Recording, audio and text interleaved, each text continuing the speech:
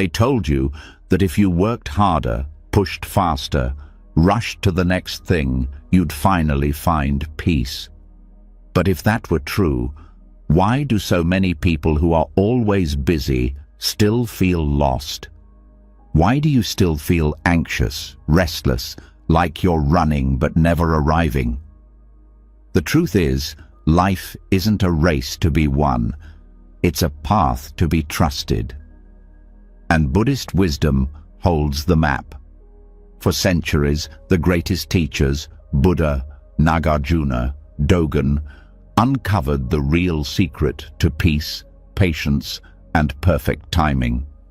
Not through control or force, but through surrender, through faith in the unseen and trust in the unfolding. Tonight, as you listen to these teachings, something deep inside you will shift. The fear of being behind will start to fade. The weight of rushing will loosen its grip. You'll feel your breath slow, your mind soften, and a quiet trust will rise from a place you forgot existed. And when you wake up tomorrow, the world will feel lighter. You will walk slower, see clearer, feel freer. This isn't just another audio to drift off to. This is a doorway, a new way of living, a chance to finally trust the timing of your life, without fear, without pressure, without doubt. Are you ready? Let's begin. And now, as your breath softens and your heart opens just a little more, it's time to step deeper. It's time to uncover one of the most overlooked but powerful truths that Buddhist wisdom has guarded for centuries, a truth that holds the power to dissolve the hidden desperation, the silent anxiety, the invisible heaviness you've been carrying for far too long. It begins with a new relationship to waiting, a kind of patience most people never get to taste. Tonight, you will. There's a quiet fear that creeps into many hearts without anyone noticing. It's the fear that life is passing by too quickly or too slowly, that somehow things should have happened already, that something essential is being missed. This fear wears many masks. Sometimes it feels like frustration, other times like sadness, and sometimes like a vague uneasiness that can't even be explained. But at the core, it's always the same. A secret desperation born from fighting with time itself.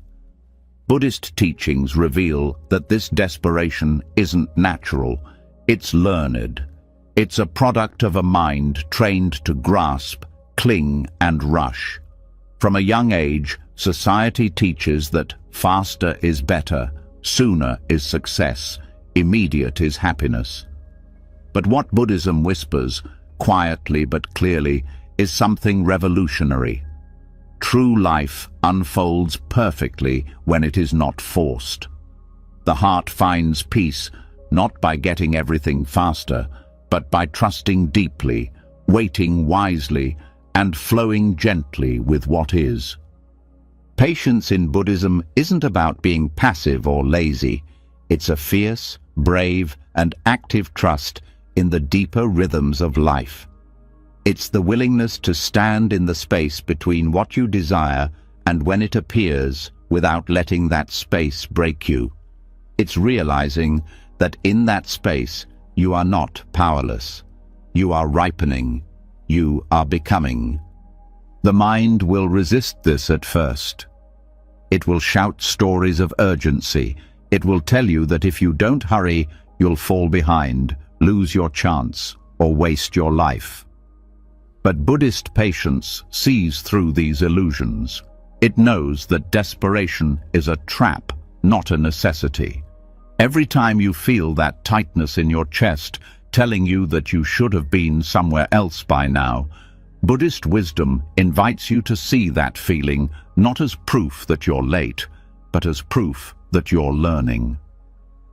There is an ancient teaching that says rushing is a kind of violence, against the self. Every time you rush your healing, rush your growth, rush your destiny, you harm the very parts of you that need tenderness and time. Patience, then, becomes an act of profound compassion toward yourself. It is a way of saying to your own heart, I believe in you, I trust your process, I will not abandon you just because things are taking longer than I thought. Waiting is not empty.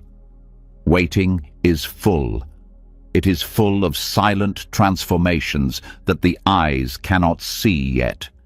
Just because the seed hasn't broken the surface does not mean nothing is happening. Beneath the soil, in the dark, in the unseen, life is preparing itself.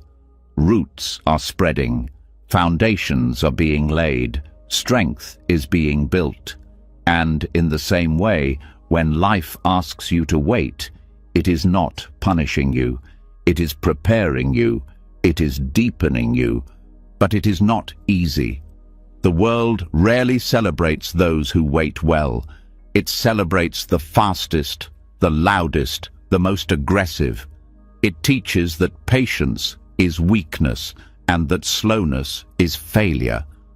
But the Dhammapada, one of the oldest Buddhist texts, teaches the opposite. It says that the patient one is the strongest because they have mastered the hardest battle, the battle within. When you wait with wisdom, you are not doing nothing. You are building resilience. You are training trust. You are learning to find joy not just in arrival, but in being. Buddhist patience isn't just about enduring until something better happens. It's about discovering that this very moment, even if it feels incomplete, is not a mistake. It is exactly where your soul needs to be. There's a soft power that grows when you surrender to timing. You start to see that desperation is not natural. It is manufactured by expectations. The mind says, it should be different by now. The heart, when allowed to speak, says, it's unfolding exactly as it should. Every breath you take without rushing strengthens this wisdom. Every moment you allow yourself to be fully present, even when things aren't happening on your timeline, grows an unshakable kind of peace. The Buddha taught that clinging is the root of suffering. What many people don't realize is that clinging to timing is one of the deepest forms of attachment. Clinging to the idea that your career should be further along, that your relationship should have appeared already, that your healing should be complete by now. This is the invisible trap that suffocates joy. Buddhist patience cuts through that trap. It frees you to live the life unfolding right in front of you, rather than the one you're constantly chasing. Think of the river that does not race to the sea, but flows steadily, carving mountains and nurturing valleys along the way. It never questions its pace. It trusts its path. Buddhist patience invites you to become like that river, moving, yes, but never frantic, trusting the journey even when the destination is not yet visible. One of the great paradoxes Buddhism reveals is that when you stop rushing, life actually moves faster in the ways that truly matter. Because you are no longer wasting energy fighting what is. You are no longer exhausting yourself in imaginary races against time. You are present, available, awake.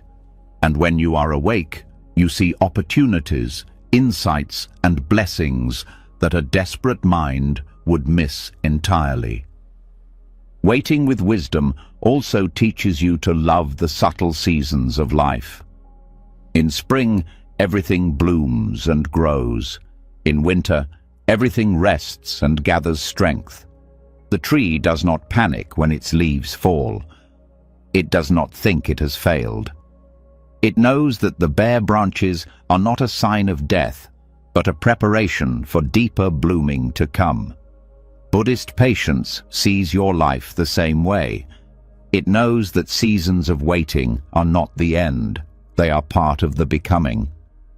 There will be moments when the urge to rush feels unbearable, when it feels like you can't stand one more second of uncertainty. These moments are the greatest teachers. They reveal where your trust is still fragile. They invite you again and again to choose faith over fear, to choose presence over panic, to choose the wisdom of waiting over the desperation of rushing.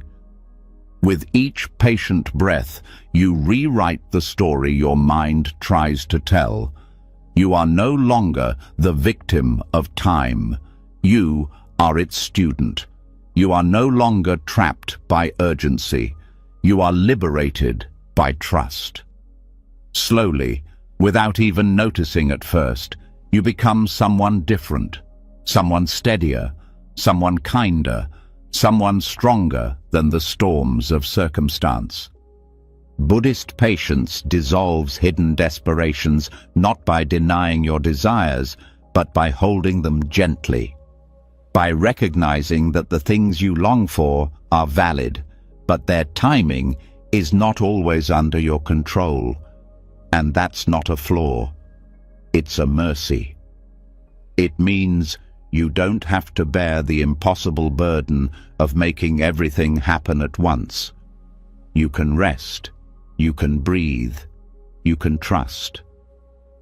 In Zen practice, there is a phrase, chop wood, carry water. It means that life is not about achieving extraordinary feats every day. It's about showing up, doing the simple work, trusting that even when nothing spectacular seems to be happening, something sacred is growing within you. Every moment you choose patience over panic, you are watering the seeds of your future peace. The hidden desperations that eat away at joy lose their power when faced with true patience, because desperation says, "I must have it now, or I will be broken," while patience says, "Even without it, I am whole." Desperation says, "Time is running out," while patience says, "Time is carrying me exactly where I need to be." Tonight, as you let these words sink into your mind and heart, feel the weight of urgency start to melt away. Feel the tight fists of anxiety start to open. Feel yourself being cradled by something older and wiser than the mind's frantic plans, the deep, slow, unshakable rhythm of life itself. Tomorrow will come in its own time. Healing will unfold in its own time. Love, success, peace, they are all seeds already planted. Your job is not to yank them out of the soil to check their growth. Your job is to trust the rain, trust the seasons, trust the waiting. And as you drift deeper into sleep tonight, let this truth settle quietly into your being. You are not late. You are not lost. You are not forgotten. You are right on time. And as the truth of patience softens the restless corners of your heart, something even deeper begins to awaken. It's the quiet, almost hidden knowing that life is never still. Even when it looks like nothing is happening, something is always moving beneath the surface. There is an ancient rhythm carrying you forward without your constant pushing. And tonight, you are going to step even closer to that rhythm. You are going to remember the silent work of the universe that never stops working on your behalf. There's a part of you that wants proof. Proof that your efforts matter. Proof that your kindness wasn't wasted. Proof that your struggles weren't for nothing. It's natural to want to see the fruits of your labor as quickly as possible. But Buddhist teachings invite you into a different kind of seeing. one that doesn't rely only on what the eyes can detect. It teaches that karma, the law of cause and effect, operates like a quiet clock, always ticking, always turning, even when the surface appears unchanged. The frustration comes when the heart forgets this truth, when the seeds you planted seem to lie dormant, when the prayers you whispered into the dark haven't yet returned an echo. Doubt creeps in, asking if you're wasting your energy, your love, your hope. But karma whispers back with infinite patience, nothing is lost. Every act of kindness, every moment of effort, every choice made with good intention sets invisible gears into motion. Even if you cannot see it yet, the universe is rearranging itself around the energy you have offered. The mistake many make is thinking karma is instant, that if you do good, good will immediately return in a form you recognize. But real karma is slower, subtler, wiser. It does not always return what the mind expects. It returns what the soul needs. Sometimes the reward is not in getting what you asked for, but in becoming someone stronger, freer, and wiser through the act of giving, trying, hoping. Buddhist masters teach that real faith is continuing to act from love and truth even when no results are visible yet. To trust the clock is ticking even when you cannot hear it. There's a profound relief that comes when you stop demanding immediate results, when you stop trying to measure your worth by the speed of your rewards. You free yourself from the exhausting cycle of expectation and disappointment.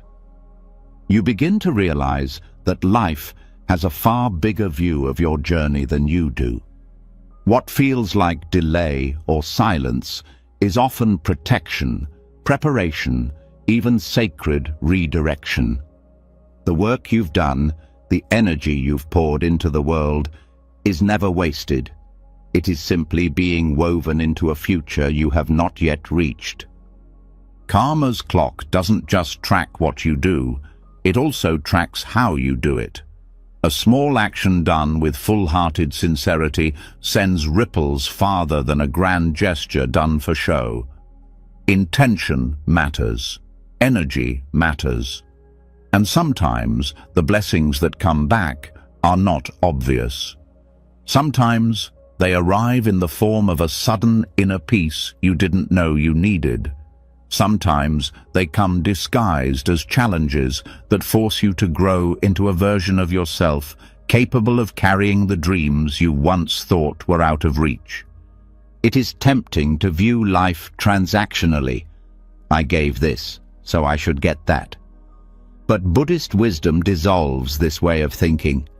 It invites you into a relationship with the universe that is based on trust, not bargaining. You act with goodness because goodness is who you are becoming, not because you are trying to manipulate outcomes.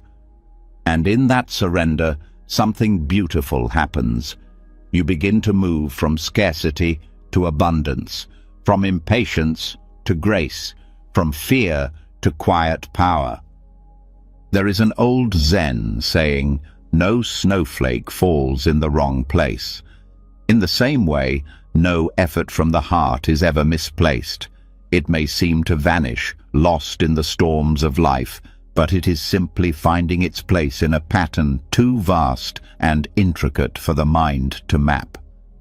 Trusting karma's clock means trusting that you are not laboring in vain. It means believing that your life is more than a series of isolated actions. It is a tapestry being woven by hands both seen and unseen. Sometimes the visible results of your efforts appear long after you have let them go. A word you spoke in kindness years ago may blossom in someone's heart today. A decision you made in integrity may protect you in ways you'll never fully know. You are not just living for immediate gratification. You are building unseen bridges, planting unseen gardens, lighting unseen paths. Karma works on a timeline that honors not just your desires, but your deepest becoming. Buddhist monks often talk about merit, the invisible fruits of right action that accumulate over time. They compare it to filling a jar drop by drop. Each drop seems insignificant. Each act of patience, each act of compassion, each moment of forgiveness might seem too small to matter. But over time, the jar fills. Over time, the invisible becomes visible. Over time, the work you thought had been forgotten shines back at you in ways that leave you humbled and amazed. Learning to trust karma's clock also means learning to let go of the need to control how or when the fruits arrive. The universe knows things you do not. It sees dangers you are blind to. It sees opportunities you are not ready for yet. When your efforts seem unrewarded, it is not because they were wrong. It is because the soil is still deepening, the conditions are still aligning, the roots are still strengthening. Trusting this process requires surrender, a kind of quiet heroism that few talk about, but that transforms lives from within. There is a hidden magic that begins to reveal itself when you stop demanding life to pay you back on your schedule. You start noticing the small miracles, the unexpected kindness, the doors that open without you forcing them, the sudden waves of peace that come when you stop fighting what is. You start living not as a beggar of blessings, but as a co-creator with life itself.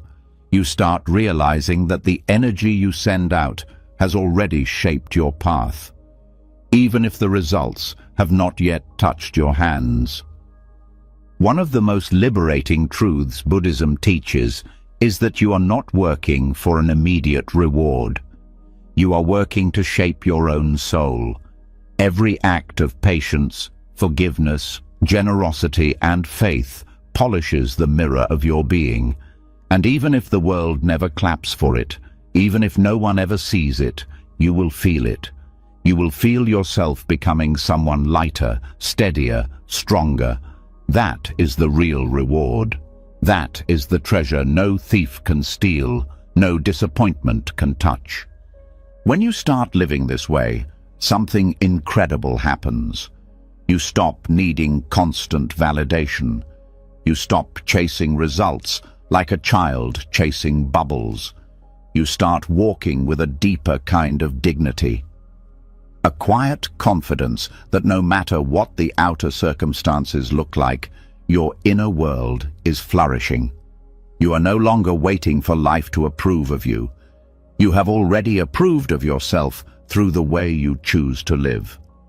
Karma's quiet clock is always ticking, even when the night feels endless, even when the road seems invisible. Every breath you take with awareness, every step you take with kindness, every choice you make with truth adds to a life that cannot help but bloom in time. Not on your schedule, but on life's. Not by your watch, but by a deeper unfolding that holds your highest good in ways you cannot yet see. As you rest deeper into tonight's quiet, feel the relief of releasing the need to rush your rewards. Feel the ease of knowing that nothing good you have given was wasted. Feel the comfort of realizing that the invisible is always moving, always working, always weaving a future that honors every sincere effort you have made. The seeds have been planted, the water has been poured, the sun is shining even when clouds hide it from view. You are not behind. You are not forgotten. You are part of a timing that stretches beyond fear, beyond impatience, beyond doubt. you are right where you need to be. And the work you have done in silence, in patience, in faith, it is not lost. It is already becoming the life you were always meant to live. And as you begin to trust that life is already working on your behalf, even when you can't see it, another deep shift begins. It's not just about trusting karma's clock. It's about stepping completely out of the invisible race you've been running without realizing. Tonight, you're going to step out of the race. Tonight, you're going to remember a deeper pace, a quieter rhythm, a freedom that has been waiting for you all along. There's a hidden pressure most people carry without even questioning it. The feeling that by a certain age you must have achieved certain things, checked certain boxes, climbed certain ladders. A timeline written not by your soul, but by fear, comparison, and expectations. Without realizing it, life starts to feel like a race. A frantic, breathless race where falling behind feels like failure and slowing down feels like shame.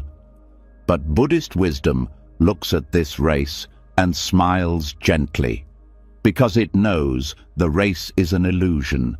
It knows that rushing toward milestones only blinds you to the sacredness of where you already are. The idea that life must unfold by a certain schedule is not nature's idea. It is a human idea built from comparison, fear, and insecurity. Trees do not rush to bloom faster than their neighbors. Rivers do not panic if they flow more slowly than others. Only the human mind creates suffering by turning life into a competition. The problem with living inside this race is that it never ends. You tell yourself you'll finally feel peace when you reach a certain goal, but as soon as you get close, the goalpost moves. The mind says, "Not enough, not yet, keep running." And so you keep running, chasing happiness like a horizon that always stays out of reach. Exhaustion sets in, resentment grows. Life becomes a treadmill of never enough. Buddhism offers a different way, a way that does not reject growth or dreams, but refuses to turn them into chains. It teaches that true happiness is not found in winning the race. It's found in stepping off the racetrack altogether. It's found in realizing that your life is not a competition to be won, but a masterpiece to be lived. When you free yourself from deadlines, something beautiful happens. You start moving at the pace of truth, not fear. You begin making decisions based on wisdom, not panic. You find that the real treasures of life, peace, joy, connection, depth, are never located at the finish line of some imagined race. They are always here, now, hidden in the moments you used to rush past. There is a Tibetan teaching that says, if you miss the present moment, you miss your whole life. That is the real tragedy of the race mindset. It robs you of your life while convincing you that you're working hard to earn it. It makes you sprint past the sunsets, the laughter, the quiet triumphs, always chasing a future that never quite satisfies when it arrives.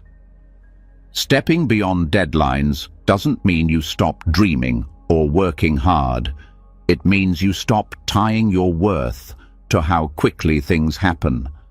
It means you start trusting that your path is your own, incomparable to anyone else's.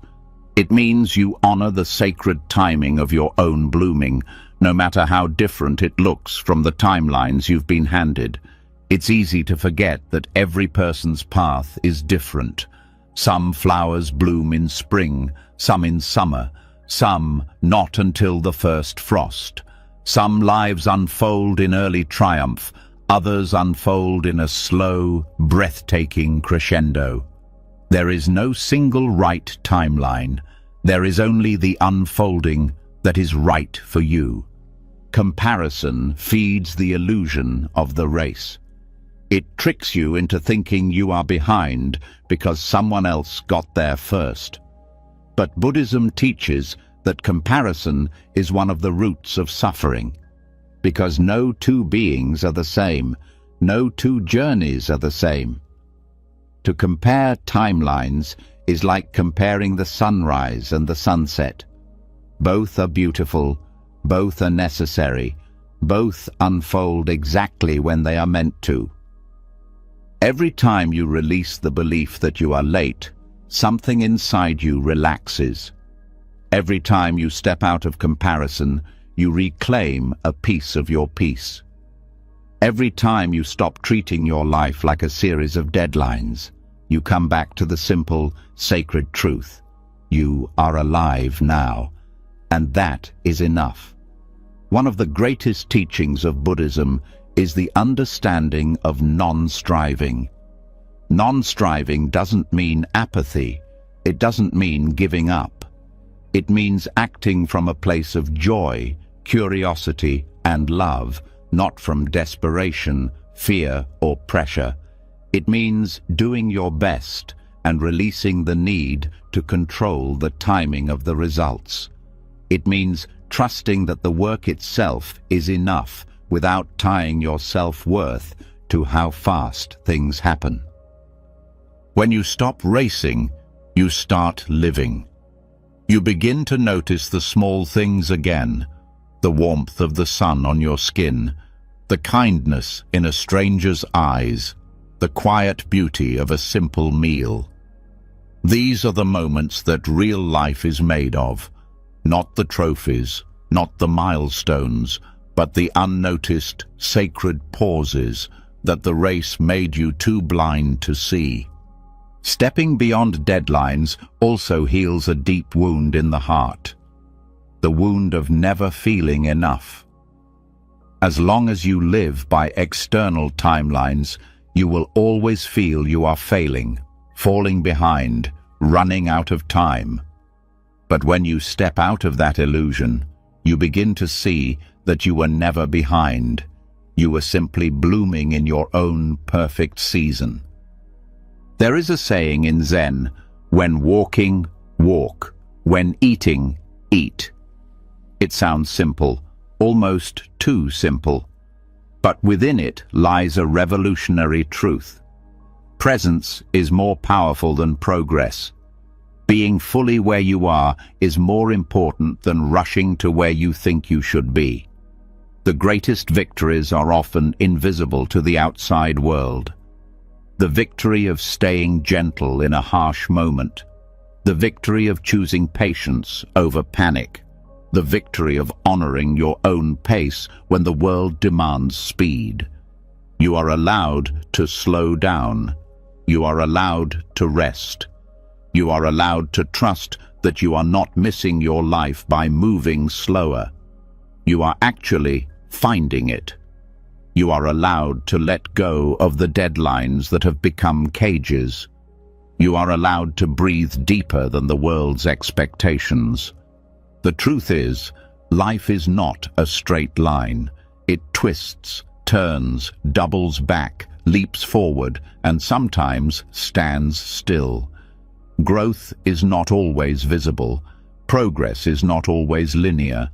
Sometimes what looks like stillness is the deepest movement of all. Sometimes what looks like delay is life gathering its forces to launch you into a destiny far greater than the one you were racing toward. When you release the illusion that life is a race, you stop measuring your days by how much you achieve and start measuring them by how much you truly live. You start valuing peace over productivity, depth over speed, authenticity over appearances. And slowly, without realizing it, you begin to create a life that is not just impressive to others, but nourishing to your soul. As you let this truth settle deeper into your being tonight, feel the relief of laying down the heavy burden of deadlines. Feel the freedom of stepping out of the race. Feel the joy of knowing that you are allowed to be fully present right where you are, without rushing, without comparing, without apologizing. You are not here to outrun anyone. You are not here to meet someone else's schedule. You are here to unfold in your own sacred time, to live your own sacred story, to walk your own sacred path. And as you rest deeper into this truth, remember, there is no race, there is no finish line, there is only now, and now is enough. And now that the weight of racing has started to fall away from your shoulders, there's something even deeper waiting to be discovered. It's not just about stepping out of the race, it's about learning to move with life in a new way, not rushing ahead, not holding back, but finding a rhythm so natural, so wise, that peace becomes your default, no matter what is happening around you. There's a subtle tension that lives inside almost everyone. The urge to speed things up when fear creeps in.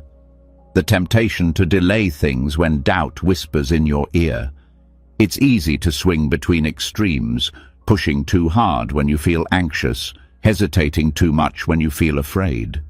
But Buddhist wisdom points to a different way, a middle way, a way of living where you no longer fight the flow, but you also don't abandon your role in it. The middle path of timing teaches that life is not about forcing or freezing. It is about moving with awareness, acting when the moment is ripe, pausing when it is not. It's about recognizing that life itself has a current, and your task is not to control it, but to feel it, to dance with it, to trust it. When you rush, you try to outrun your own becoming. You try to yank fruit from a tree whose roots are still growing, and what you get is not ripe sweetness, but bitterness. When you withhold, you deny yourself the courage to step into new opportunities, clinging to false safety. And what you get is not peace, but stagnation. Both rushing and withholding are ways of resisting life's natural unfolding. Both create suffering. The middle path asks something more courageous from you. It asks you to stay awake enough to sense when to move and when to stay still. It asks you to listen, not to fear, not to pressure, but to the subtle voice of wisdom that knows when the soil is ready for planting, when the river is ready for crossing, when the door is ready to be walked through. Learning this balance is not easy. The mind craves certainty. It wants guarantees that if you act now, you will be rewarded, or that if you wait long enough, everything will become safe. But life does not operate on the mind's terms. It moves in rhythms far deeper than logic. Trusting those rhythms requires humility. It requires admitting that you are not the master of time, but its participant. When you start walking the middle path of timing, life begins to feel different. There's less fear, less grasping, less regret. You start noticing that many of your greatest mistakes came from either rushing into things your heart wasn't ready for, or holding back from things your soul was calling you toward. Wisdom grows in the space between those two extremes. Wisdom grows where patience and courage meet. The middle path teaches that action is sacred when it arises from clarity, not compulsion. Waiting is sacred when it arises from readiness, not fear. In every moment, life invites you to tune in, to ask not, "What should I be doing?" but "What is true right now?" Sometimes truth will move you forward. Sometimes it will ask you to stay still. Both are progress when they come from alignment. Rushing often comes from a fear of missing out, a fear that if you don't grab something now, it will slip away forever. But Buddhist wisdom reminds you that what is truly meant for you cannot be lost by missing a moment. What is meant for you will not require you to betray your own timing to receive it. It will align when both the inner and outer conditions are ready. Withholding, on the other hand, often comes from a fear of failure. A fear that stepping forward will expose you to loss, pain, or embarrassment. But the middle path reminds you that growth always requires risk, that sometimes the doorway to your next becoming looks like uncertainty. Waiting for perfect safety is like waiting for a day without clouds. Beautiful in theory, but impossible in practice.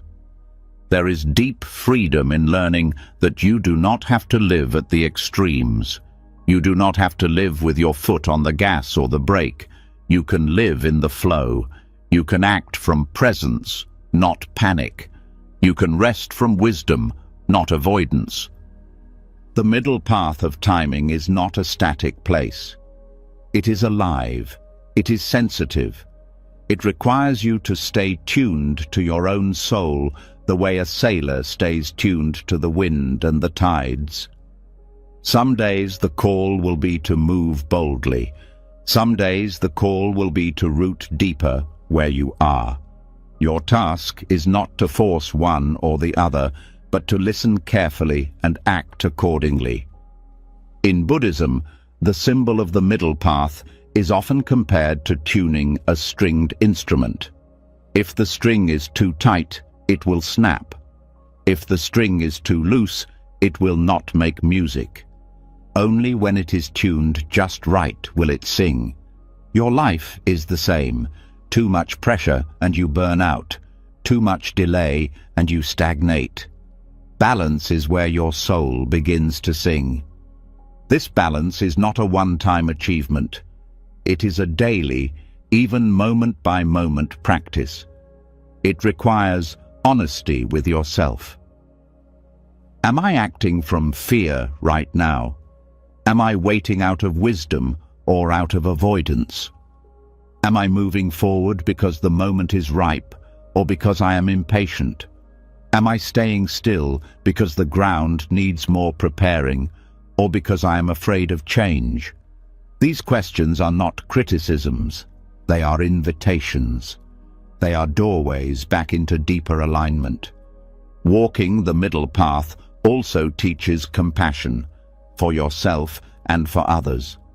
You stop judging yourself harshly for not being faster or braver or more decisive. You recognize that everyone is learning how to feel their way through life's currents. You begin to trust that missteps are not failures, but part of the tuning process. You allow yourself to adjust, to learn, to grow without shame. The middle path asks you to hold your dreams lightly, not to abandon them, but not to strangle them either. To plant them like seeds, to water them with action when the time is right, and to trust them enough to let them grow without constant interference. Dreams, like gardens, need both attention and space. The balance between action and surrender is what allows them to bloom. When you find yourself feeling anxious, pressured, frantic, it is often a sign that you have leaned too far into rushing. When you find yourself feeling stuck, restless, heavy, it is often a sign that you have leaned too far into withholding. These emotions are not enemies, they are signals. They are invitations to recenter yourself, to come back to the middle, to ask again, what is true right now? The middle path is not about perfection. It is about presence. It is about noticing when you have drifted toward extremes and gently, without judgment, returning to balance. It is about trusting that even when you lose your way, the way never loses you. It is about remembering that timing is not a punishment, but a partner. That life is not against you when things move slowly, nor when they move swiftly. Life is with you, always, if you are willing to move with it.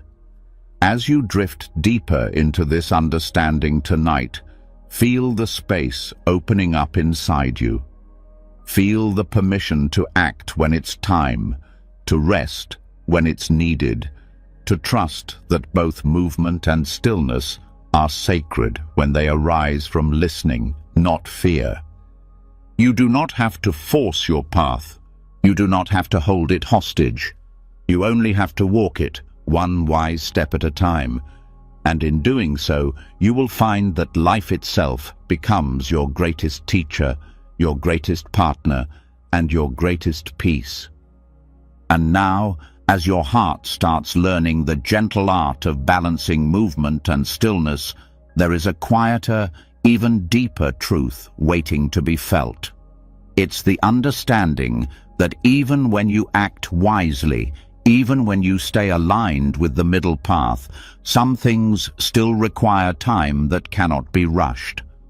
No matter how much effort you bring, there is an ancient rhythm underneath everything that you must learn to trust. Tonight, we step fully into that trust. There is a secret impatience that hides inside even the calmest faces, a silent craving that asks, when will my work pay off? When will my healing finish? When will my love, my peace, my dream finally arrive? It's a question whispered in lonely hours, a question that carries a heavy sadness when the answer seems too far away. And yet, the teachings of Buddhism offer a quiet, radical answer. The fruit ripens on its own. No amount of force, no amount of worrying can make it come before its time. The tree does not stare at its branches in frustration, demanding the blossoms open faster. The river does not shout at the mountains to move out of its way. Nature is never in a hurry, yet everything gets accomplished. There is a wisdom woven into the very fabric of existence, the slow, patient, inevitable unfolding of all things when the conditions are right. This is not laziness. This is not passivity. This is trust in the deeper alchemy that turns unseen effort into visible transformation. Buddhist practice teaches that every action you take with pure intention plants a seed. Every breath taken in mindfulness waters it. Every small choice toward truth and compassion nourishes it. But you are not in charge of when it breaks the surface. You are not in charge of how fast it grows. You are the caretaker, not the clockmaker. Your job is to tend the soil, not to yank at the sprouts. When you start to live this way, a new kind of peace takes root in you. A peace that doesn't rise and fall with results. A peace that isn't dependent on visible success. A peace that trusts that unseen forces are always at work, and that your role is sacred, even if the rewards are invisible for now. This is one of the greatest tests of trust, to continue showing up for your life without needing immediate proof that it's working, to keep speaking kindly even when others are silent, to keep showing up to your practice even when it feels dry, to keep believing in growth even when all you see are bare branches. The slow alchemy of effort and nature cannot be hurried, no matter how noble your intentions. The sun does not rise faster because you beg it to. Healing does not complete itself faster because you grow impatient. Love does not bloom more quickly because you demand it. Every deep meaningful thing in life grows according to its own rhythm, not yours. And strangely, this is what makes them precious. If everything came the moment you asked for it, it would lose its depth. If every dream was granted instantly, it would lose its power to shape you. It is the waiting, the tending, the growing in unseen ways that prepares you to actually receive what you long for without being crushed by it, without losing yourself in it.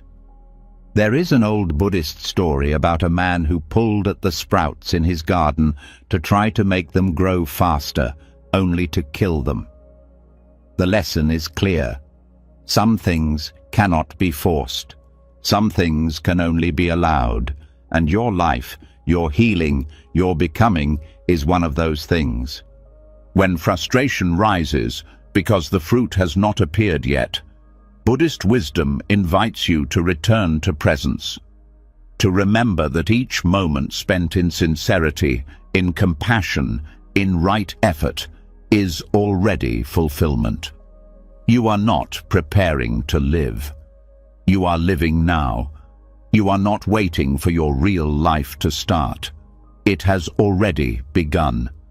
There's a quiet courage needed to live this way.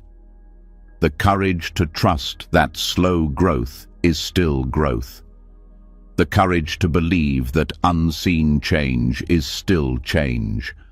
The courage to let go of needing constant reassurance and to instead root yourself in the simple, solid trust that nature's timing is wiser than your own. Effort is not wasted because results are delayed. Love is not lost because it is not immediately returned. Healing is not failed because it does not move in straight lines. The work you are doing in the invisible places, in your thoughts, in your habits, in your prayers, is shaping your destiny even when no one, including yourself, can yet see the full picture. The fruit ripens on its own. It does not need your anxiety to push it forward. It needs your steady care, your patience, your willingness to stay faithful even when doubt gnaws at the edges of your heart. You do not need to give up because the harvest has not arrived. You do not need to despair because the tree looks bare. You are not being punished by the slowness. You are being shaped by it. You are being invited into a deeper trust, a trust that will serve you far beyond this particular season of waiting. When you stop trying to rush the ripening, you start noticing the beauty of the process itself. You start seeing how each small step matters, how each morning you choose peace over panic adds a layer to your strength, how each act of forgiveness, even when it feels unnoticed, polishes your soul, how every choice to show up, to breathe, to believe becomes part of the invisible roots that one day will bear visible fruit. And even when the fruit does come, Buddhist wisdom teaches that it is not the end point. It is simply another beginning, another cycle of planting, tending, waiting, trusting. Life is not a straight line leading to a final reward. It is a spiral, an ever-deepening dance of effort and surrender, action and trust, offering and receiving. This way of living frees you from the endless hunger for quick fixes. It frees you from the shallow culture of instant gratification. It reconnects you to the deeper, older rhythms of the earth itself. Rhythms that know how to create mountains, oceans, forests without ever rushing, without ever doubting. There is a deep, ancient patience available to you, deeper than the mind's impatience, older than your fears. A patience that knows you are exactly where you need to be. A patience that smiles at the slow ripening of your soul. A patience that sees the invisible changes even when the world cannot. Let yourself fall into that patience tonight. Let yourself rest in the knowing that every sincere effort you have made has already been woven into the great tapestry of your life. Let yourself breathe deeper, trust wider, and release the heavy burden of needing to control the timing of your own unfolding. You are not behind. You are not forgotten. You are not failing. You are growing in ways too deep for the eye to see yet. And when the time is right, you will blossom in ways too beautiful to have been rushed. And now, as the deep patience of nature begins to settle into your heart, there is one more tender truth waiting to be seen. Sometimes, even with all the trust in the world, there is still a temptation to pick the fruit before it's ready, to rush your healing, to rush your wisdom, to rush your arrival. But tonight, you are going to let that urgency fall away. You are going to step into an even deeper freedom, the freedom of letting every lesson ripen in its own sacred time. There is a kind of quiet suffering that comes not from lack of effort, but from trying to force your own evolution. A voice inside that says, "I should have figured this out already. I should be over this by now.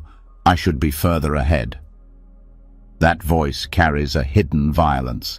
It pushes against your natural unfolding, turning growth into a battlefield rather than a journey. Buddhism teaches that true growth cannot be rushed, that every lesson in life arrives precisely when the heart is ready to receive it, not a moment earlier, not a moment later.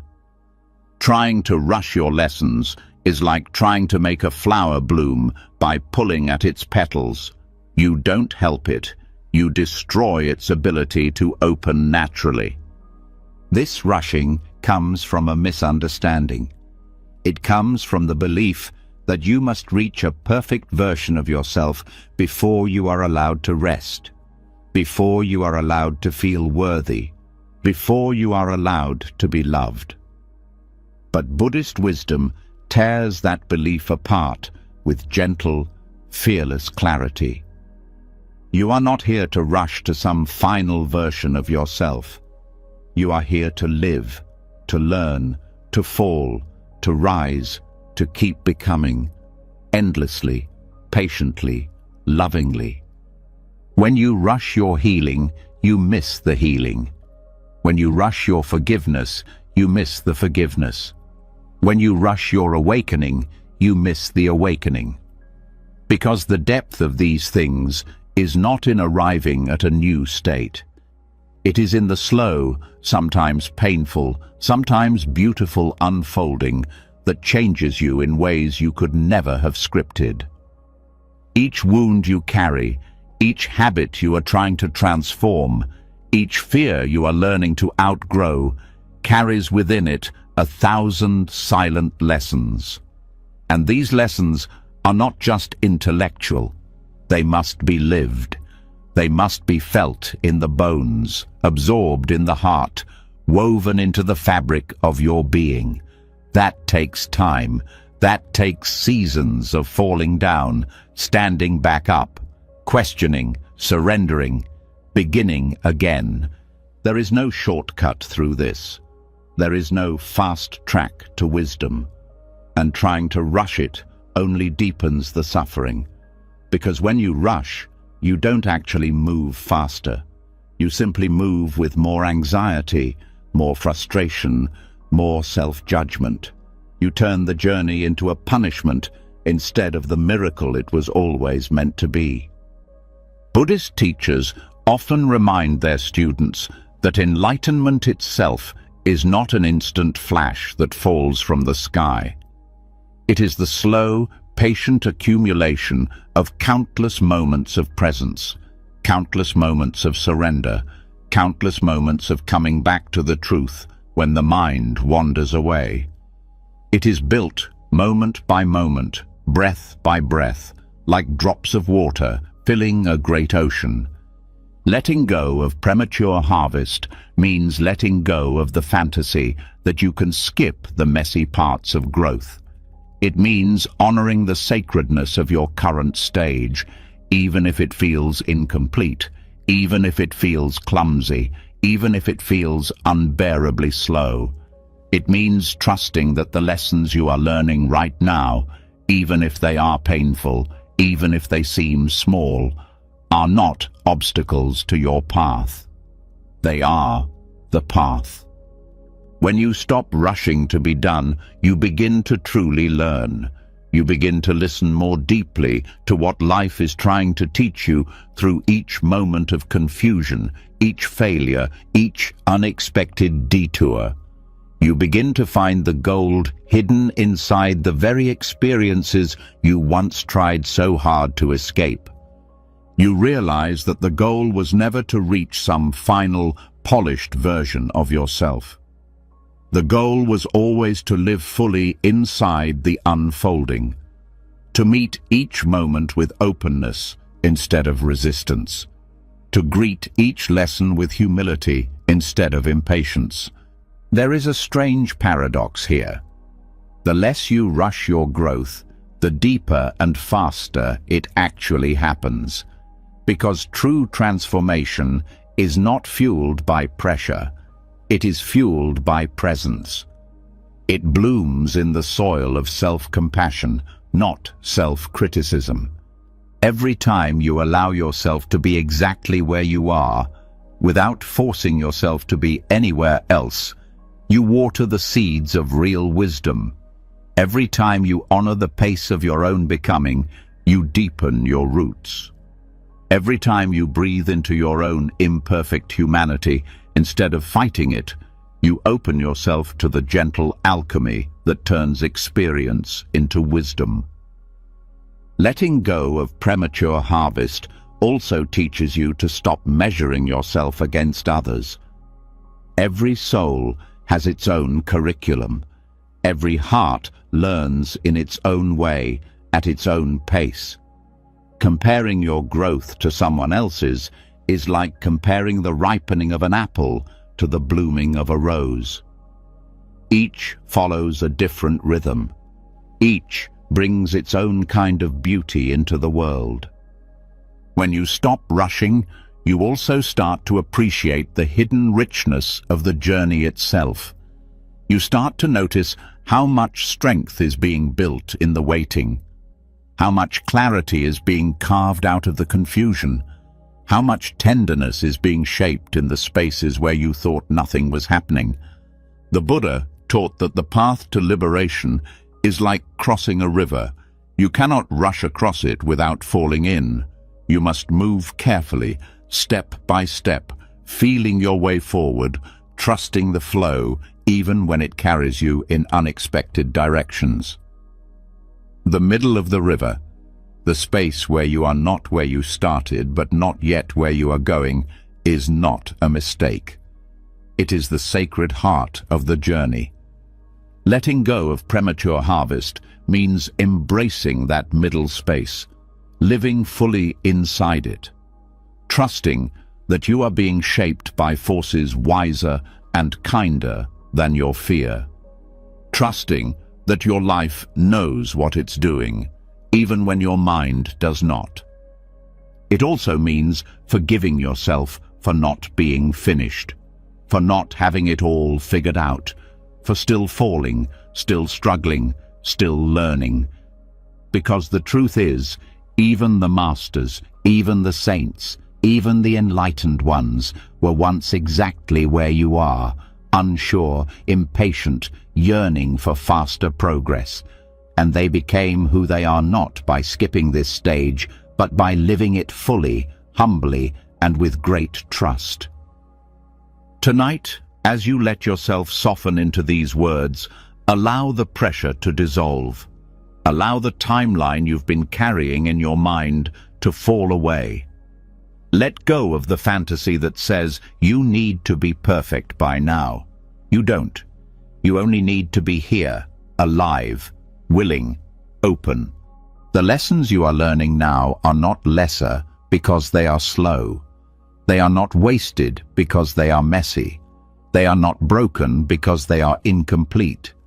They are sacred. They are forming the foundation for the person you are slowly, beautifully becoming.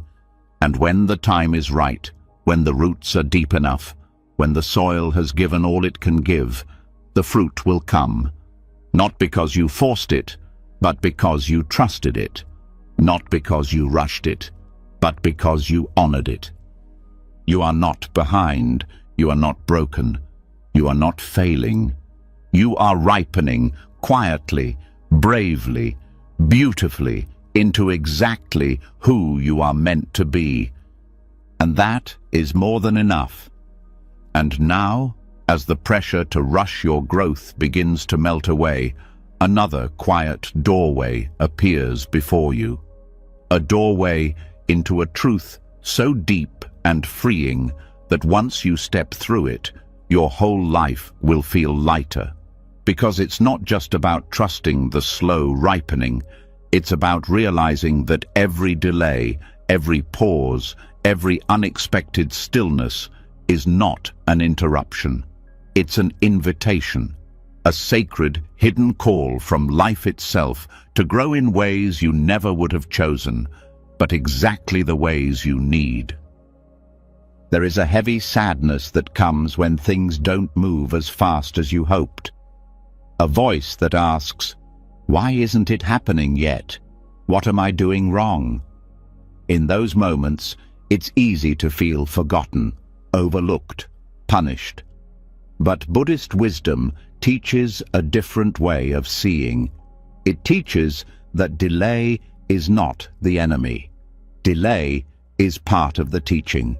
Delay is often the very hand of Dharma, guiding you not away from your destiny, but deeper into it. Dharma, in its simplest form, means truth. It means the law of how things unfold, when you are in harmony with life, not fighting against it. And sometimes, the highest Dharma does not move at the speed of your plans. Sometimes, it moves at the speed of your soul's deepest readiness. Sometimes, it holds you back, not to harm you, but to protect you, to prepare you, to polish you into the vessel strong enough to hold the blessings that are coming. When you learn to see delay this way, something inside you softens. You stop seeing obstacles where there are actually opportunities. You stop seeing rejection where there is actually redirection. You stop seeing punishment where there is actually preparation. You begin to live with less bitterness, less fear, less resistance to the pauses and detours that life inevitably weaves into every journey. The mind loves to plan, to plot, to predict. It loves straight lines and clear maps. But real growth is rarely a straight line. Real growth curves, loops, dives, stalls and soars in ways the mind cannot anticipate. Real growth moves like a river, not a road. It meanders, it rests, it gathers strength in hidden pools before rushing forward again. Delay is part of that river's wisdom. It gives you time to gather strength you didn't know you needed. It gives you time to learn lessons you would have missed if everything had gone according to plan. It gives you time to meet parts of yourself that only reveal themselves when things slow down and force you to listen. Buddhist teachings remind us that impatience is often rooted in ego. The ego wants the reward now. The ego wants the path to be easy, linear, predictable. But the soul knows better. The soul knows that the deepest treasures are hidden behind the doors that only open with time, with humility, with surrender. When you experience a delay, you are being invited into a deeper relationship with trust. You are being asked to loosen your grip on how and when things should happen. You are being called to see with new eyes, to ask not, "Why is this happening to me?" But what is this trying to teach me? Sometimes delays protect you from consequences you cannot yet see. Sometimes they push you to build skills you will desperately need later. Sometimes they stretch your patience, your compassion, your resilience, not as a punishment, but as a preparation for the life you said you wanted. There is a kind of growth that only happens in the pause, a kind of strength that only grows in seasons of uncertainty, a kind of wisdom that only reveals itself when you are forced to sit still long enough to see beyond your surface desires. Life's pauses can feel cruel if you resist them. They can feel like a waste of time if you insist on rushing through them. But if you lean in, if you listen, if you trust that even the silence is full of meaning, they become some of the most powerful, transformative chapters of your life. The Buddha's own life was filled with delays and detours. Before he awakened under the Bodhi tree, he spent years wandering, searching, failing, questioning. Those years were not wasted. They were essential. Without them, he would not have been ready to receive the final truth. His delay was his Dharma unfolding in perfect, painful, beautiful timing. Your delays are no different. Your life is not stalled. Your soul is not forgotten. You are simply in a season where growth is happening underground, where roots are being woven deeper than your fears, where your character is being shaped in ways that will one day carry you farther than any shortcut could. When you begin to trust this, everything changes. You stop cursing the weight. You start honoring it. You start asking deeper questions. You start looking not just for outcomes, but for insights. You start treating every pause as a sacred classroom where life itself is the teacher. You realize that the pause is not empty. It is brimming with invisible work. The healing you thought was stalled is actually deepening. The dreams you thought were dying are actually maturing. The parts of you that felt stuck are actually being fortified. This way of seeing transforms delay from a source of suffering into a source of gratitude. It doesn't take away the difficulty, but it takes away the despair. It reminds you that just because you cannot see the fruit yet doesn't mean the tree has stopped growing. It teaches you to live with open hands, not clenched fists. To let go of rigid expectations about how fast things should move. To let life surprise you with better outcomes than you could have ever orchestrated by force. And slowly, without even realizing it, you become someone different. Someone more patient. Someone more trusting. Someone more resilient. Someone more compassionate, not just toward yourself, but toward everyone else struggling with their own unseen delays. You start to see that everyone is walking through secret seasons of waiting. Everyone is carrying silent hopes that haven't yet come to life. Everyone is learning, slowly and painfully, how to trust a timing bigger than their own desires. Seeing delay as Dharma is one of the most liberating shifts you can experience. It frees you from the lie that your life is wasting away when things move slowly. It roots you in the truth that life is always moving, even when the surface looks still. It reminds you that your worth is not tied to your speed, that your value is not tied to your progress, that your importance is not measured by how fast you achieve visible success. It anchors you in the deeper knowing that you are enough right now, in the pause, in the waiting, in the slow unfolding, because growth is happening in ways the mind cannot yet comprehend. Tonight, as you let yourself breathe softer and deeper, Allow this truth to settle into your bones. You are not stuck. You are not being punished. You are not being left behind. You are being shaped by hands wiser than your plans. You are being prepared for blessings bigger than your expectations. You are being invited into a trust that cannot be shaken by any delay, by any pause, by any unexpected turn. You are exactly where you need to be. And the life that is meant for you is already finding its way to you, one quiet, sacred moment at a time.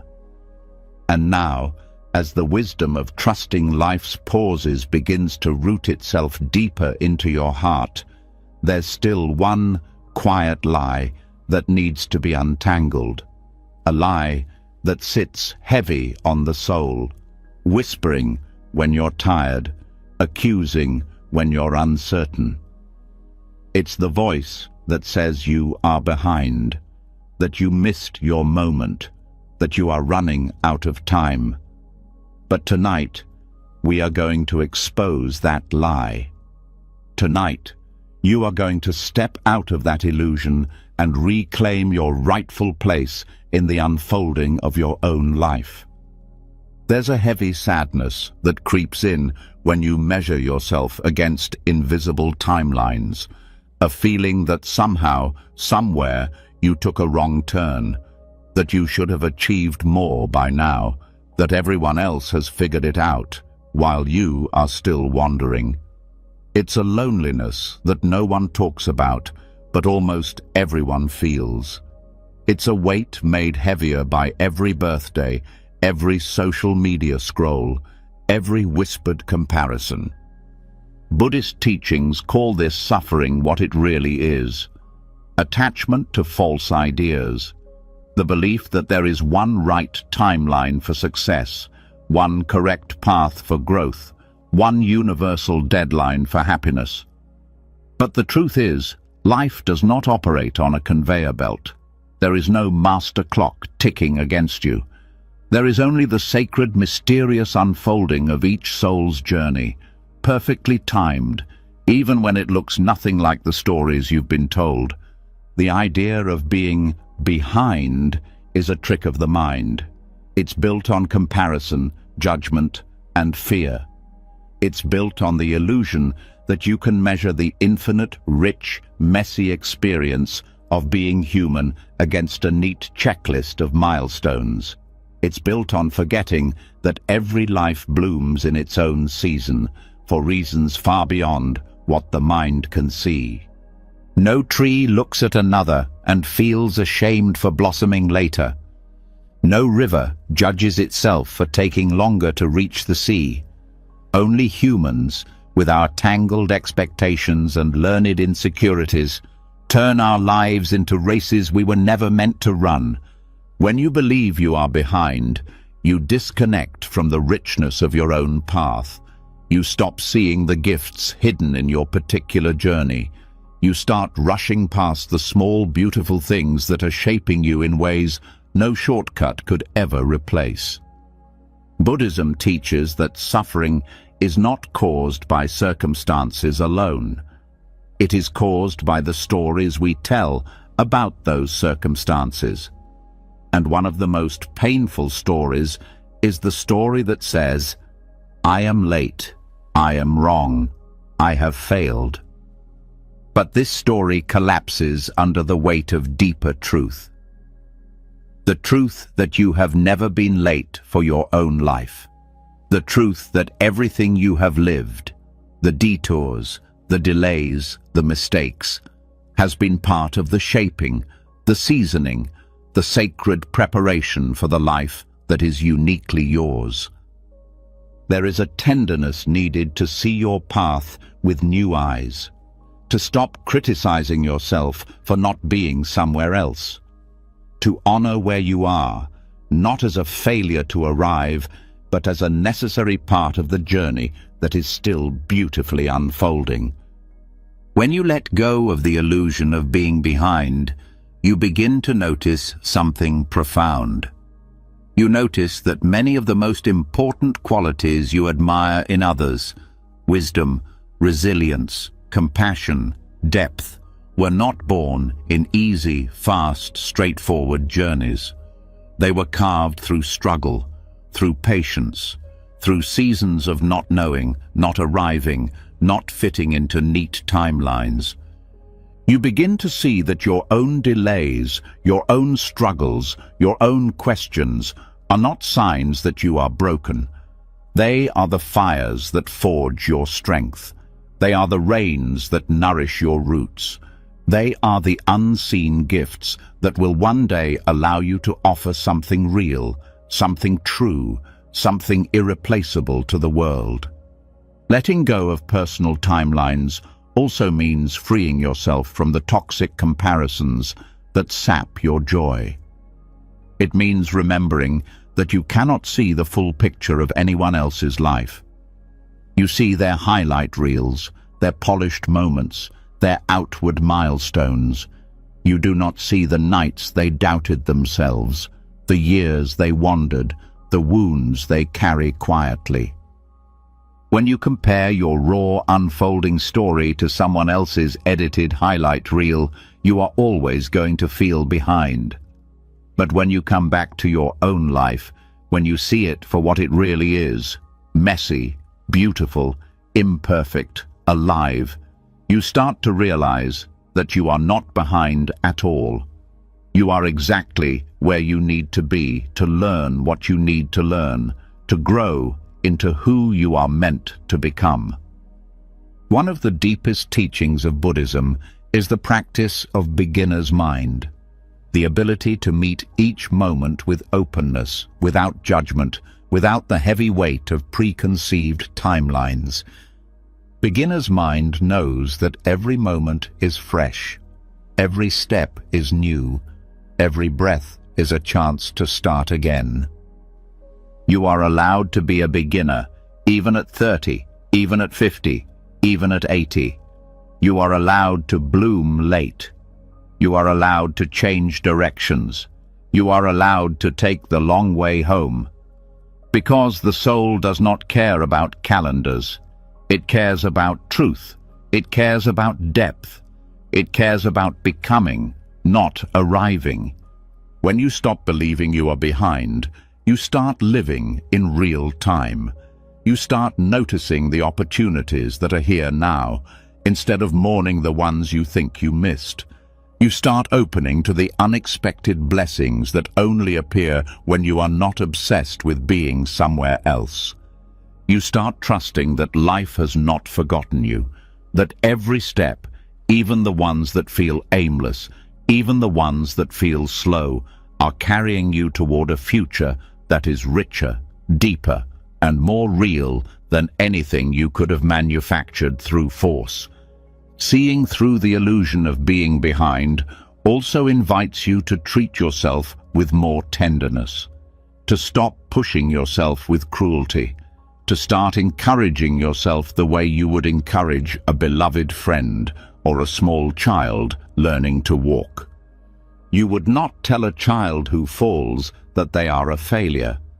You would not tell a tree in winter that it is worthless. You would not rush the river or shame the seed. You would trust the process. You would trust the seasons.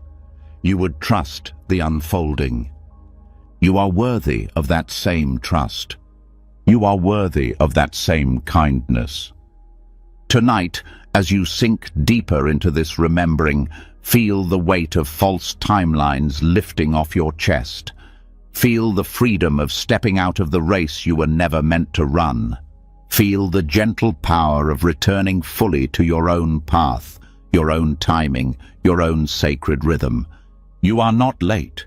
You are not lost. You are not behind. You are becoming exactly as you were meant to, slowly, bravely, beautifully, in your own perfect season. And that is more than enough. And now, as the weight of false timelines dissolves and you begin standing firmly on your own sacred ground, another hidden thread becomes visible. It's the way the mind still tries to leap forward, reaching for a future not yet here, craving outcomes not yet born. Tonight, you are going to see that thread clearly, and tonight, you are going to gently untangle yourself from it. There's a subtle hunger that stirs even in the calmest hearts, a quiet reaching that says, "I'll be happy when..." It's so soft, you might not even notice it at first.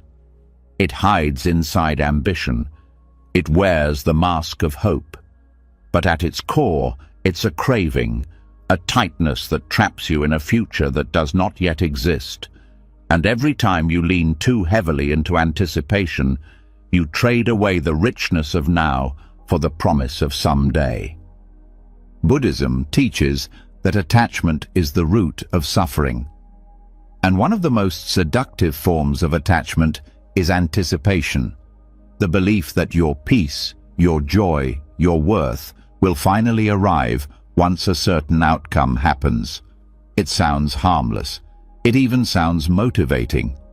But underneath it lies a deep dissatisfaction with the present moment, a subtle refusal to fully be here because the mind is so busy bargaining with the future.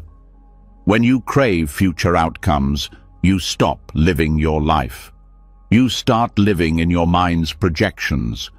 You miss the small miracles unfolding right now because you are busy chasing images that haven't even formed yet. You miss the real work, the real love, the real peace that is only ever available here, now. Anticipation whispers lies to you. It says, just a little more, just a little further. Then you can rest, then you can breathe, then you can be happy.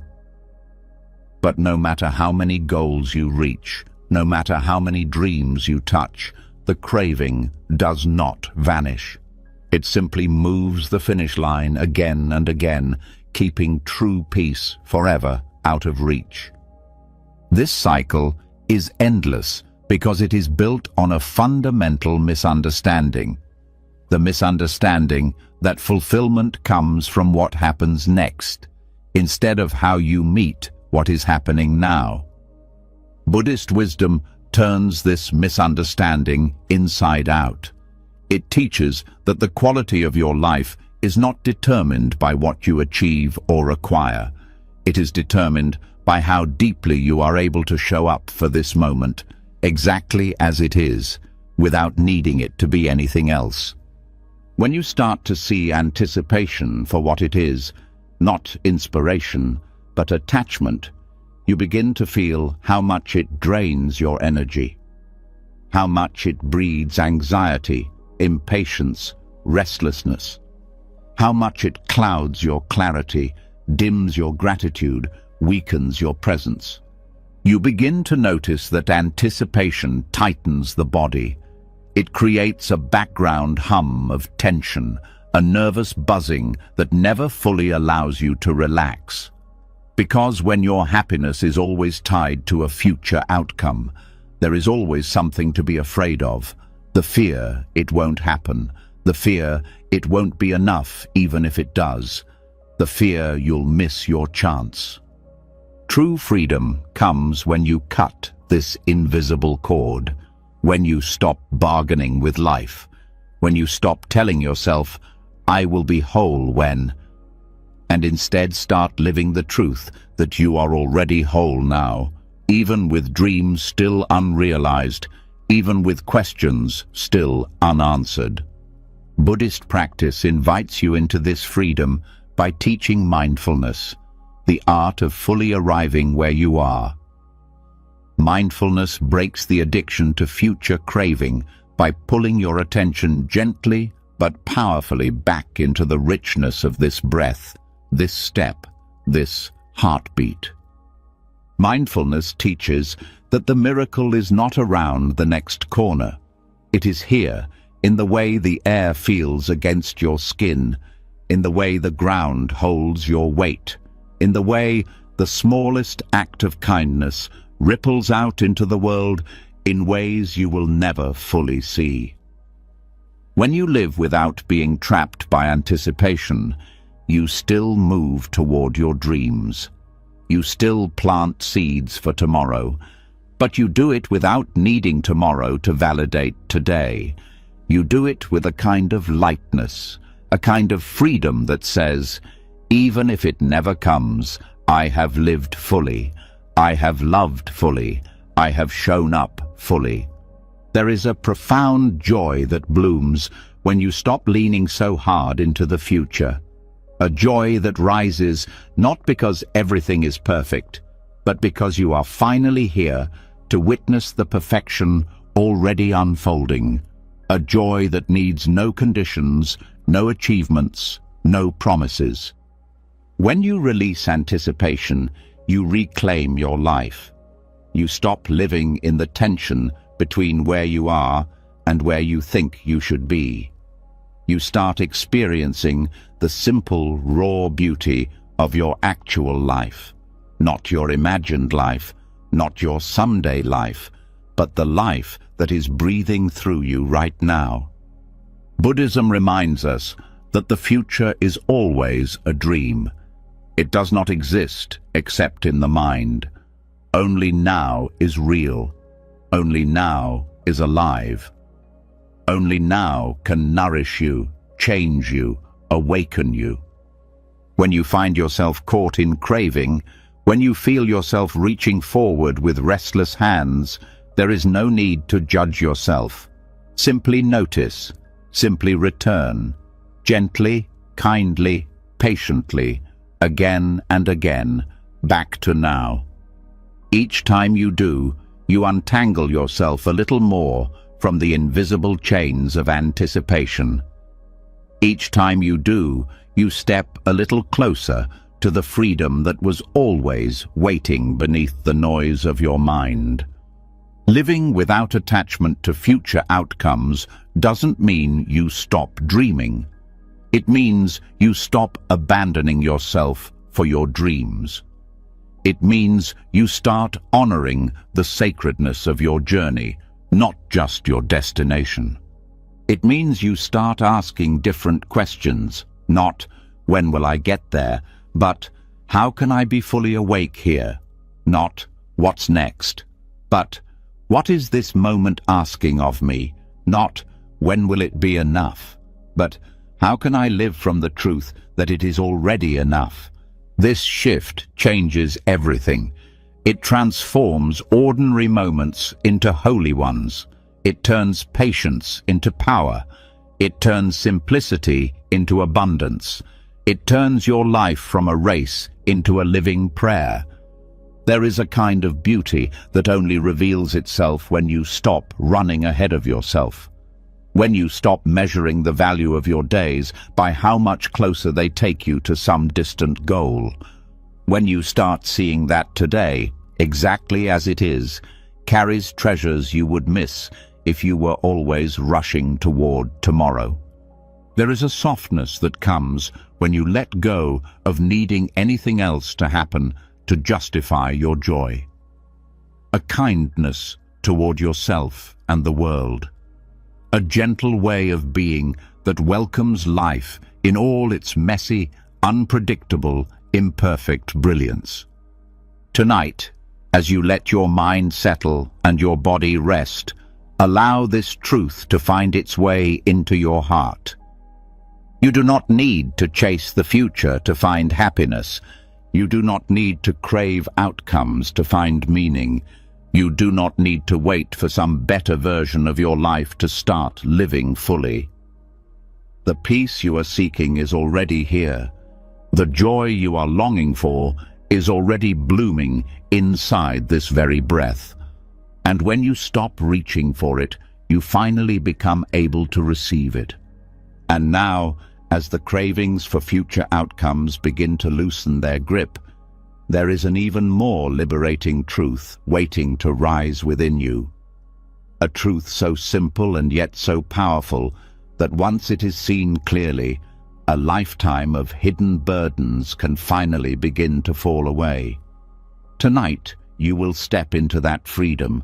Tonight, you will remember that life has never been personal.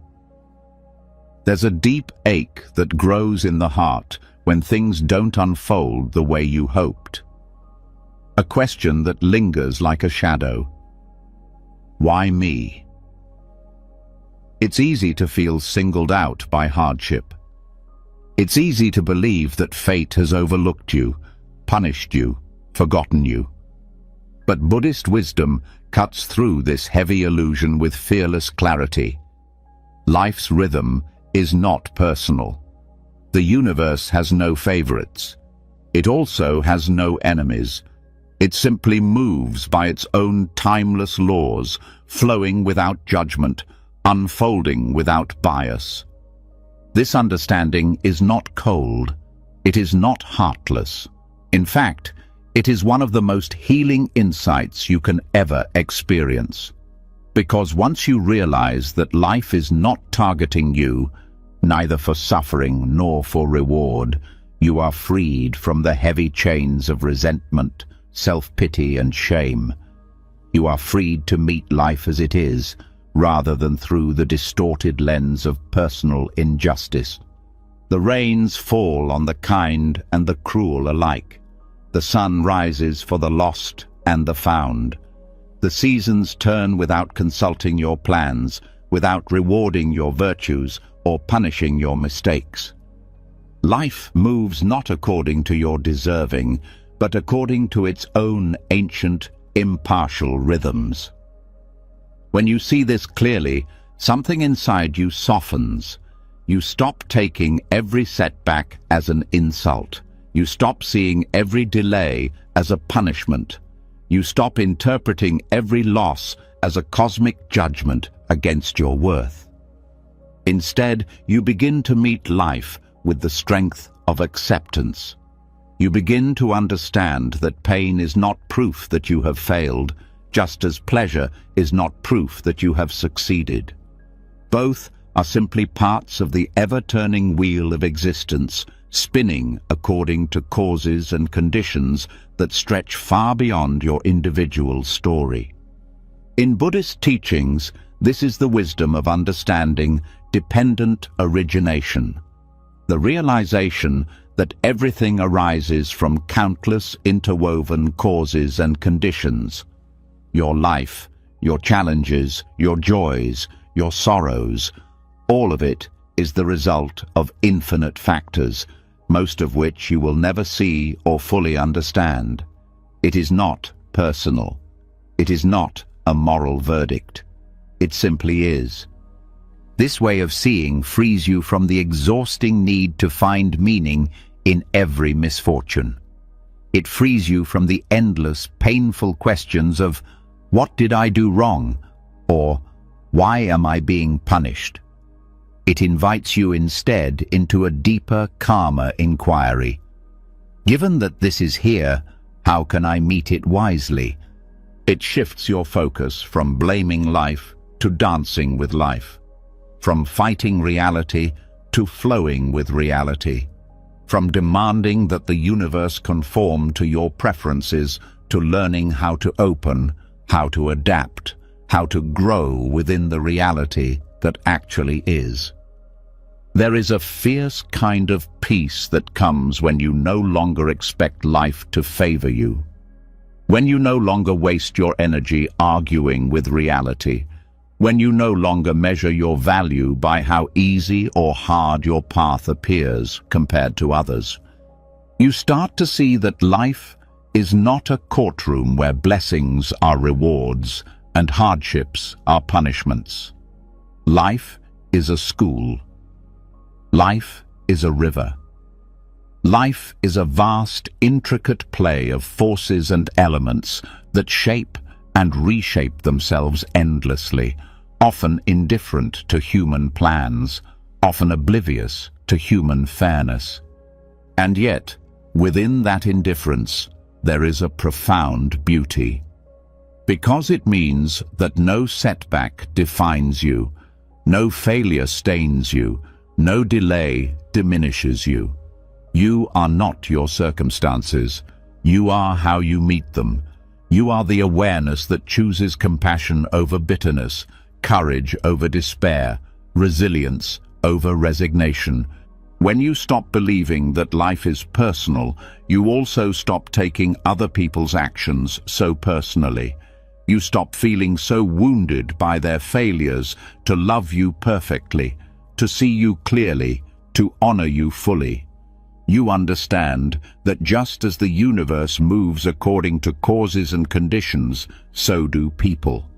They act from their own histories, their own wounds, their own blindness, not because you are unworthy, but because they are caught in their own unfolding. This seeing gives you space, space to breathe, space to forgive, space to let go. It doesn't excuse harm or deny responsibility, but it frees you from carrying every slight, every hurt, every disappointment like a stone on your back. You begin to realize that you are not at the center of everyone else's stories, and they are not at the center of yours. Each being is walking their own complex, beautiful, often broken path. Each being is shaped by forces stretching back generations, cultures, lifetimes. This does not make your suffering less real. It does not make your desires less important. But it does place them within a larger, more compassionate frame. A frame where you are allowed to grieve without feeling cursed, allowed to hope without feeling entitled, allowed to live without feeling victimized. You are no longer fighting to prove you deserve good things. You are no longer fearing that you somehow invited bad things. You are simply living, fully, bravely, humbly, in the great web of causes and effects, giving your best to each moment without demanding the universe rearrange itself to fit your plans. This shift also transforms your relationship with gratitude. You stop seeing blessings as rewards you earned. You start seeing them as gifts. Gifts to be cherished, gifts to be shared, gifts to be received with humility rather than pride. You stop tying your self-worth to outcomes. You stop measuring your success by how smooth your road is. You start measuring it by how open your heart remains through all the twists and turns. And perhaps most beautifully, you start finding compassion not just for yourself, but for all beings. Every soul struggling through their own unseen battles, every heart carrying hopes and fears just like yours, every life dancing in the same vast, impersonal, magnificent rhythm. When you live this way, there is a lightness that enters your being, a resilience that does not depend on everything going your way, a joy that rises not from getting what you want, but from meeting what comes with wisdom, with strength, with grace. You are no longer a pawn tossed around by fate. You are a participant in a mystery bigger than fairness, bigger than control, bigger than any story the mind could ever tell. Tonight, as you let yourself sink deeper into rest, allow this truth to soften the tight places in you. Life is not against you. Life is not for you. Life simply is. And within that vast, impartial dance, you are free to choose your response, free to offer your kindness, free to move with courage, free to live with a heart wide open. You are part of the rhythm. You are not forgotten by it. You are not separated from it. You are it, and you have always belonged. And now, as the truth settles deeper that life's rhythm is not personal, but universal, something even more tender and powerful comes into view. Beyond the rush and resistance, beyond the victories and setbacks, there is a great wheel always turning. Tonight, you are going to step closer to that wheel. You are going to remember that life is not a straight path, but a series of sacred cycles. Cycles that are not here to break you, but to carry you, renew you, and awaken you to a deeper way of being. There's a deep exhaustion that comes when you think life should only move upward, when you believe that success should be permanent, that love should be without loss, that happiness should be unbroken. The mind clings to the good and panics at the bad, always fighting the natural rhythms of existence. But Buddhist wisdom offers a softer, wiser way of seeing. It teaches that life moves through cycles, not by accident, but by necessity, and that trusting these cycles, rather than fearing them, is the secret to real peace. Samsara, the endless cycle of birth, death, and rebirth, is not just some abstract cosmic concept. It is happening every day inside your own life. Joy is born, grows bright, fades. Loss arrives, stings deeply, softens. Renewal rises, sometimes unexpectedly, like a fresh wind after a long winter. This is not evidence that something is wrong. This is evidence that you are alive. When you resist these cycles, you suffer twice. First, from the inevitable changes themselves, and then from the belief that those changes are a failure. The truth is, nothing in this world is designed to stay the same. Not your body, not your relationships, not your achievements, not even your own thoughts and feelings. Everything is moving, shifting, dissolving, becoming something new. Trying to hold anything in place forever is like trying to hold water in your hands. It's not a flaw in you that you can't. It's the nature of water to flow.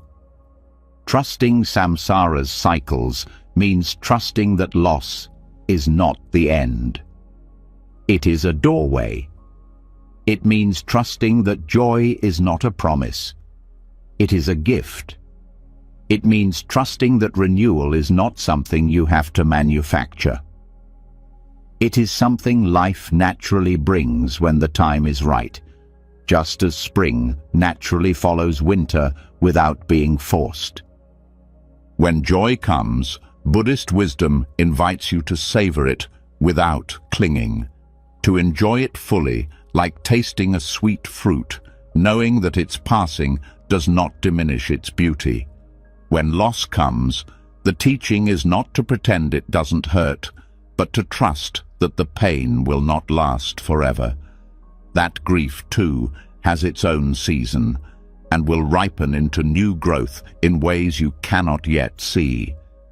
This trust is not blind.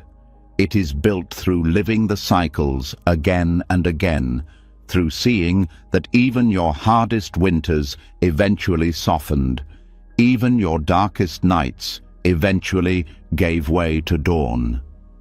It is built by realizing that you have survived every loss you thought would break you, that you have found your way back to joy, even after forgetting it was possible. There is a deep humility that grows when you live in harmony with samsara's rhythms. You stop expecting life to conform to your preferences. You stop fighting reality every time it changes. You start flowing with the seasons of your own becoming, understanding that each has its own necessary gifts. Joy teaches you gratitude. Loss teaches you tenderness. Renewal teaches you resilience. Each cycle carves something precious into your soul that could not be learned any other way. When you are in a season of joy, let it fill you without fear. Let it soften your heart, open your hands, widen your vision. Do not cling to it or try to stretch it longer than its natural life. Celebrate it as you would celebrate the bloom of a rare flower, fully, fiercely, without demanding it stay forever. When you are in a season of loss, allow yourself to grieve without judgment. Let the sorrow move through you like rain softening the earth. Do not rush it. Do not shame it. Let it cleanse you, hollow you out in the ways you need to be hollowed, so that renewal has space to enter later. When you are in a season of renewal, move with the energy that rises. Follow the threads of possibility that appear. Trust that new beginnings are not betrayals of what came before, but natural continuations. Let yourself be surprised by your own capacity to begin again. Samsara's cycles are not punishments. They are the dance of life itself, a dance that includes steps of gain and loss, expansion and contraction, birth and death, sorrow and joy. You are not separate from this dance. You are part of it. Every rise and fall in your life is part of the great breathing of existence. When you see this clearly, you stop blaming yourself for things ending. You stop panicking when happiness fades. You stop thinking you have failed just because a chapter closes or a season shifts. You realize that you are not supposed to be permanently in bloom. You are supposed to be alive, fully, deeply, courageously alive, through every season. This way of living brings a different kind of strength, a strength that is not brittle, not dependent on everything going your way, a strength that knows how to bend without breaking, how to grieve without losing hope, how to rejoice without grasping. It teaches you to meet each cycle with openness instead of resistance, to bow to the losses as deeply as you celebrate the gains, to trust that nothing is wasted, that every season is shaping you, deepening you, preparing you for the next unfolding. Buddhism reminds us that even the hardest winters have their secret work. Beneath the frozen ground, seeds are gathering strength.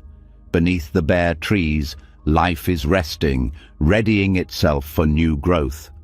In the same way, even when your life feels barren, something essential is being woven beneath the surface. Something you will only understand fully later, when the spring inside you stirs again. Trusting samsara's cycles also teaches compassion for others. When you see someone in joy, you celebrate with them without jealousy. When you see someone in loss, you grieve with them without pity. You know that you too have danced through those seasons.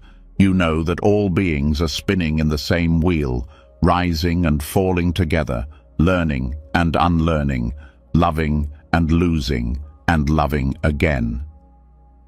Tonight, as you rest deeper into these truths, let the need to control the seasons of your life melt away. Let the fear of endings soften. Let the craving for perpetual happiness ease its grip. Trust that you are not failing because you are changing. Trust that you are not broken because you are grieving. Trust that you are not lost because you are in a winter season.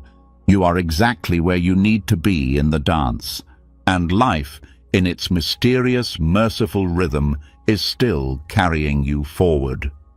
You are not alone in the cycle. You are not forgotten in the turning.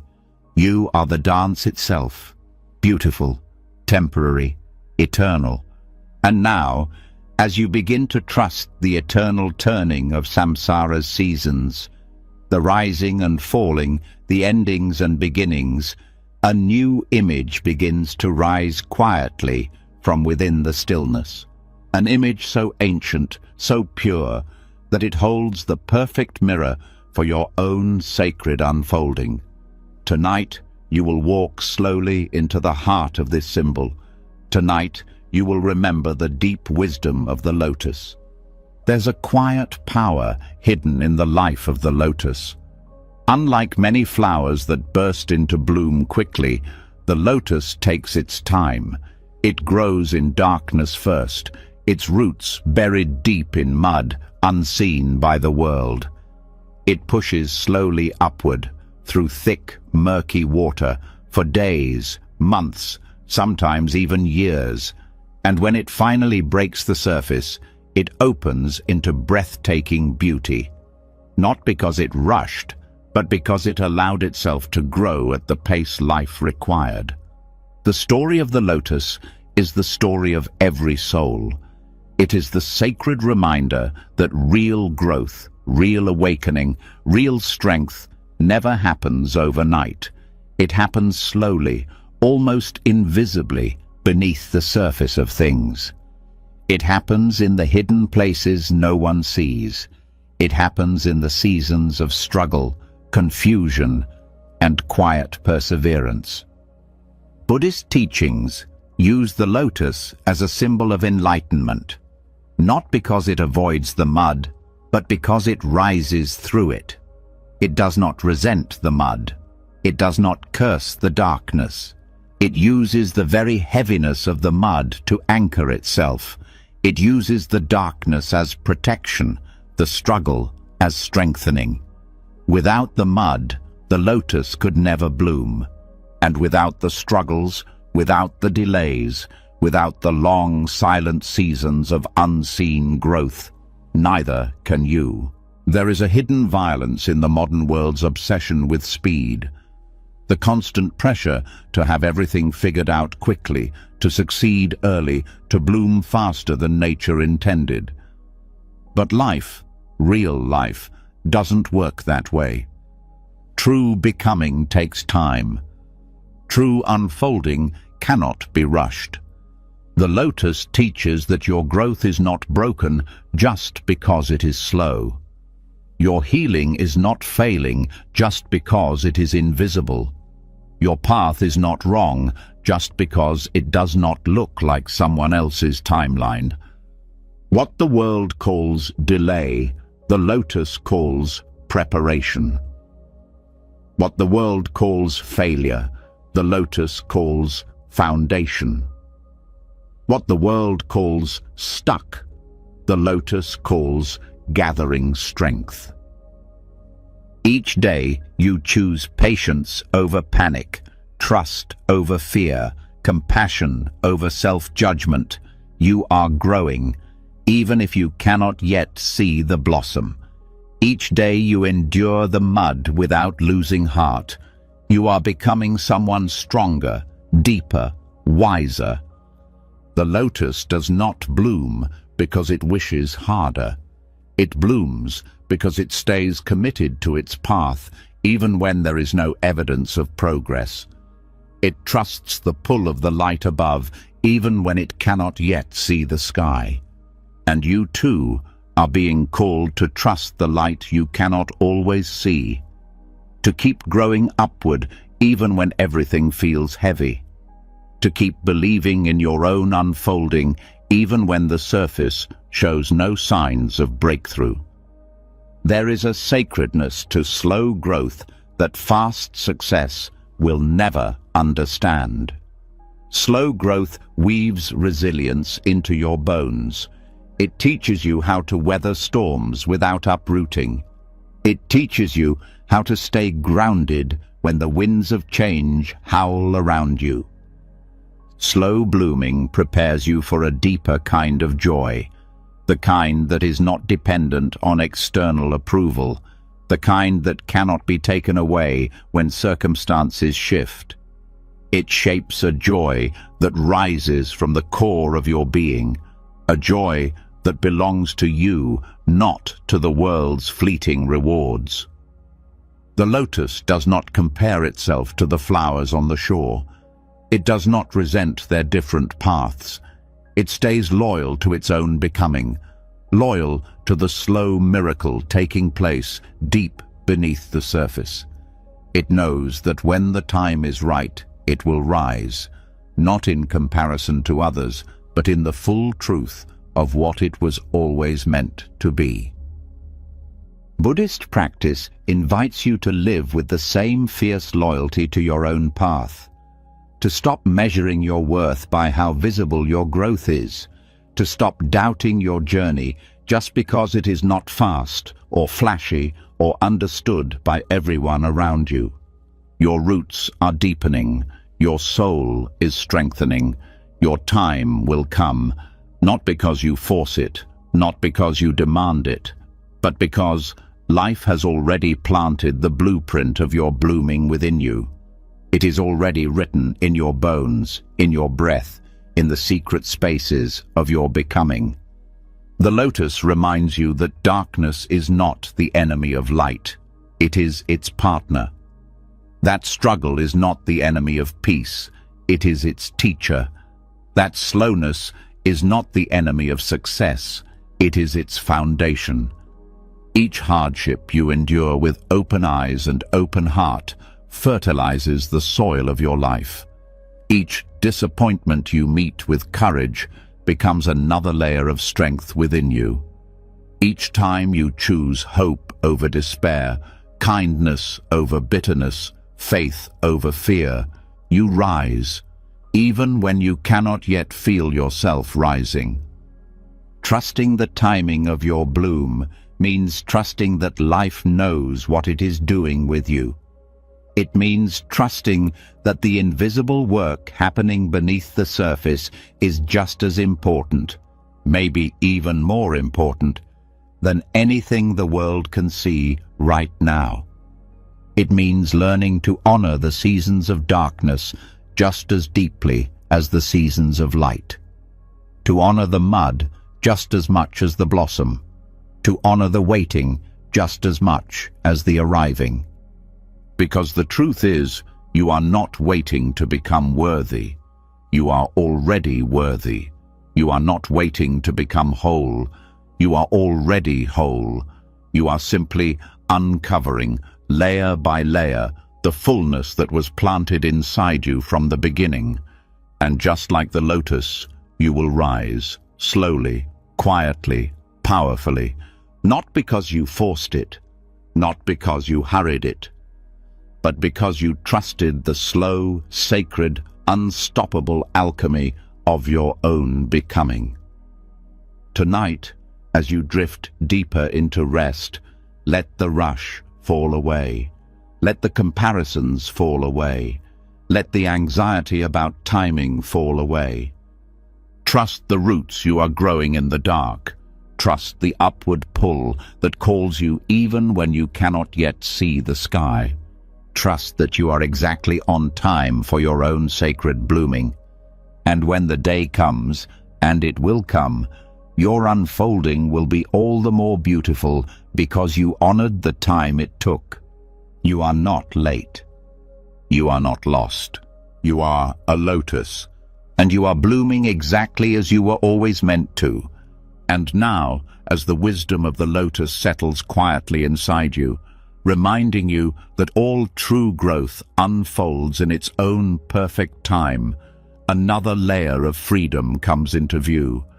Because even as you begin to trust your natural blooming, there is still a quieter enemy that must be seen clearly, the restless urgency that tries to steal your peace before it fully roots itself.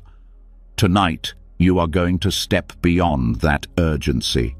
Tonight, you will reclaim the clear vision that has always been yours. There's a tension that lives just beneath the surface of so many lives, a hum of pressure that whispers, hurry, hurry, hurry. It does not matter how much you have accomplished. It does not matter how far you have come. Still, urgency buzzes in your ears, driving you faster, harder, pushing you to do more, be more, achieve more, as if peace is somewhere far ahead and the only way to reach it is to run faster. Buddhist wisdom teaches that this urgency is one of the great thieves of life. It steals your ability to see clearly. It clouds your inner vision. It tricks you into believing that your life is a series of emergencies, one after another, none of which you can afford to miss or fail.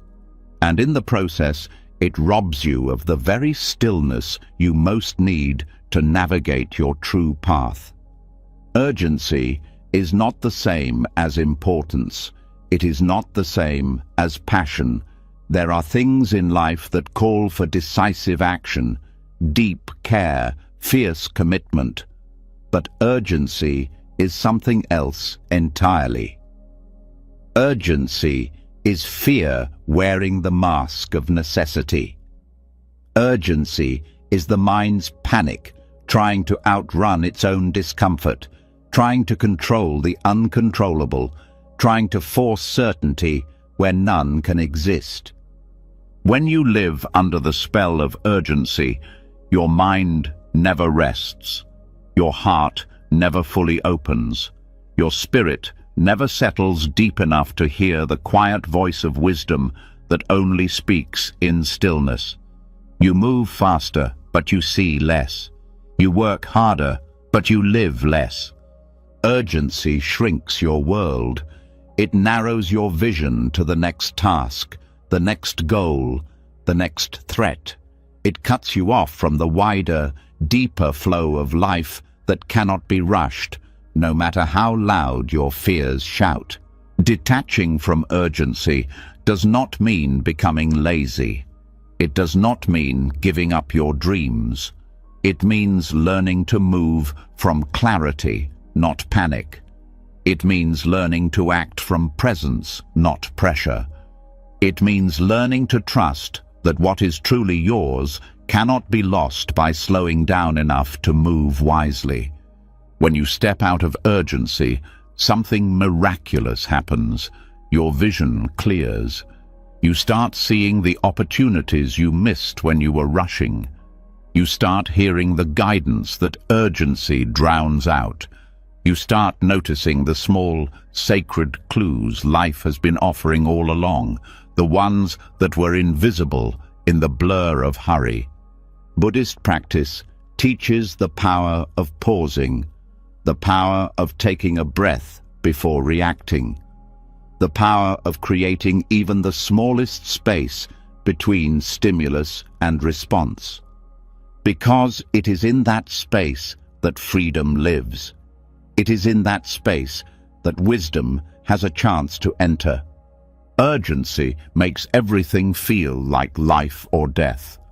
Pausing reminds you that most things are not. Pausing reminds you that you have time. Time to breathe, time to reflect, time to choose your next step instead of being driven by fear. The mind, when trapped in urgency, believes that speed equals survival. But the heart knows better. The heart knows that survival without peace is not really survival at all. The heart knows that rushing through life is not the same as living it. There is a deeper pace available to you, always waiting beneath the noise, a pace that honors the natural rhythms of your body, your mind, your spirit. A pace that lets you meet each moment fully without leaning frantically into the next. Detaching from urgency means choosing to trust that you are not missing your life by slowing down. You are finding it. It means choosing to believe that you are not falling behind by moving at the speed of wisdom instead of the speed of fear. It means learning to see that very few real decisions need to be made in a panic, that most real problems are better solved from calm than from chaos, that the best actions come not from the pressure to move quickly, but from the clarity that comes when you move consciously. Urgency is a habit reinforced by culture, by fear, by the aching desire to be safe, to be certain, to be in control. But like all habits, it can be unlearned, slowly, patiently, with practice. Each time you feel the surge of hurry rising in you, you have a choice. You can ride it blindly, letting it sweep you into reflexive action. Or you can pause.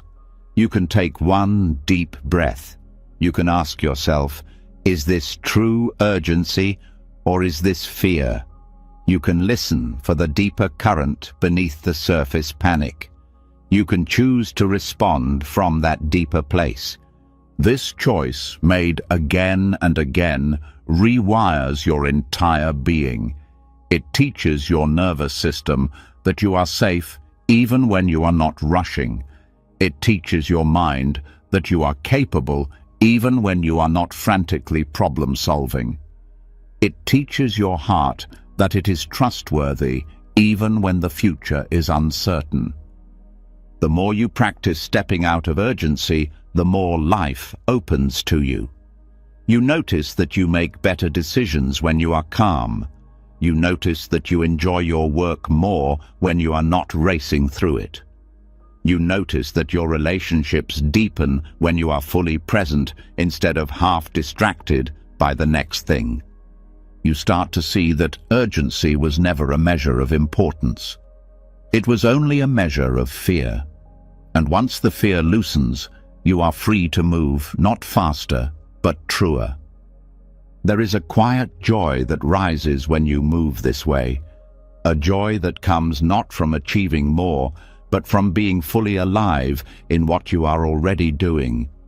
A joy that is not contingent on outcomes, but born from the quality of your presence.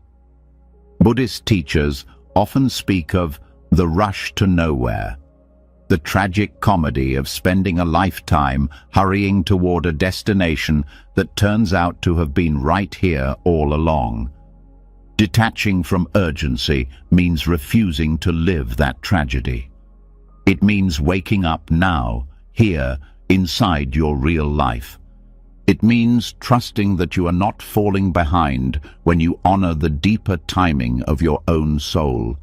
It means trusting that peace is not something you earn by running hard enough. It is something you allow by stopping long enough to receive it. Tonight, as you let your body soften and your mind settle, feel the old urgency melting away. Feel the breath widening in your chest, the heart opening in your ribs, the spirit resting deeper into the truth. You have time. You have space. You have the right to meet your life at the pace of wisdom, not fear. You are not late. You are not failing. You are already inside the life you were meant to live. Not once you get there, but right here, in the sacred unfolding of now. Let urgency fall away like an old skin. Let clarity rise like a quiet sun. And let yourself walk, not run, into the next beautiful step of your journey. And now, as the weight of urgency falls away and your heart starts to beat again in the rhythm of presence rather than pressure, an even subtler freedom begins to emerge. Because even after stepping beyond urgency, there is still one last thread that often keeps the soul tangled. The mind's constant need to plan, control, and schedule every step of your unfolding. Tonight, you are going to step beyond even that. Tonight, you are going to remember the vastness that was always there before the mind tried to map it all out. There's a quiet, exhausting pressure that lives in the human mind, a constant ticking, a silent drumbeat of plans, deadlines, future maps. It is not always loud. Sometimes it is a soft undercurrent, barely noticed. A whisper saying, you need to be somewhere else. You need to be someone else. You need to be further along. The mind loves scheduling because it craves certainty. It craves a straight line it can follow, a clear checklist it can complete. It wants life to be like a train timetable, predictable, controllable, understandable. And when life refuses to conform, when seasons stretch longer than expected, when doors close unexpectedly, when changes come without warning, the mind panics. It panics not because life has betrayed you. It panics because life has refused to fit inside the mind's small, rigid map. Buddhist teachings invite you to see this clearly, not with judgment, but with compassion. The mind is not evil. It is trying to protect you in the only way it knows how, by trying to control time itself. But no amount of planning, no amount of mental scheduling can change the ancient truth that life moves by its own mysterious wisdom, not by the mind's charts. Trying to control the timing of life through mental scheduling is like trying to hold back the tide with a paper wall. It does not matter how intricate your plans are. The tide will come when it comes. The seasons will turn when they turn. The blooming, the withering, the arriving, the leaving. All of it will happen according to a deeper intelligence that has nothing to do with human anxiety. Surrendering the mind's scheduling does not mean becoming passive.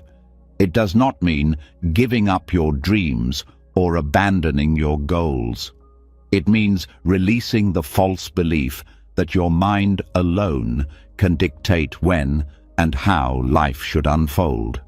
It means moving from a deeper, wider trust, one that listens not just to the calendar or the clock, but to the pulse of life itself. There is a deeper timing that does not live in your mind. It lives in your breath. It lives in your bones. It lives in the seasons of your own soul. Sometimes you are meant to move fast. Sometimes you are meant to move slowly. Sometimes you are meant to rest longer than you think you should. Sometimes you are meant to leap before you feel ready. The mind's schedules cannot predict these things. They cannot contain the mystery of your becoming. They can only create expectations that, when unmet, lead to disappointment, frustration, self-blame. When you surrender the mind's constant scheduling, you make space for something more real to guide you: intuition, presence, alignment, soul. You stop forcing yourself into timelines that were never meant for you. You start flowing with the deeper tides of your own life. This surrender is not always easy. The mind will resist. It will tell you that if you do not plan every step, you will fail. It will whisper that without constant scheduling, you will miss your destiny. But Buddhist wisdom reminds you that your destiny is not something you can miss by moving at the wrong speed. It is woven into the fabric of your being. It unfolds through your living, not through your planning. You are not here to live according to a rigid schedule written by fear.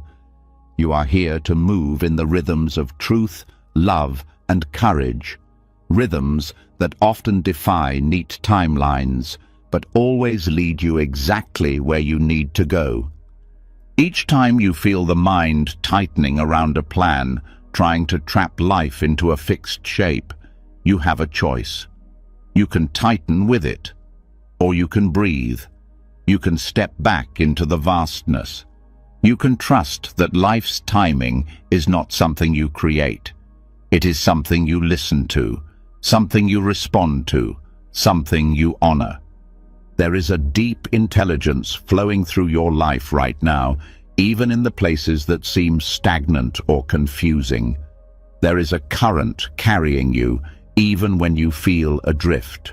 The mind may not see it, the mind may not understand it, but you can feel it, in your quiet knowing, in your soft instincts, in the pull that rises when you are brave enough to be still. When you move beyond the mind's scheduling, you also move beyond the need to rush decisions. You realize that clarity comes not from thinking harder, but from waiting for the inner waters to settle. You realize that timing is not just about dates and deadlines, but about readiness, readiness that cannot be forced, only allowed. You start living from trust rather than fear. You start acting not because you are desperate to stay on schedule, but because something real has ripened within you.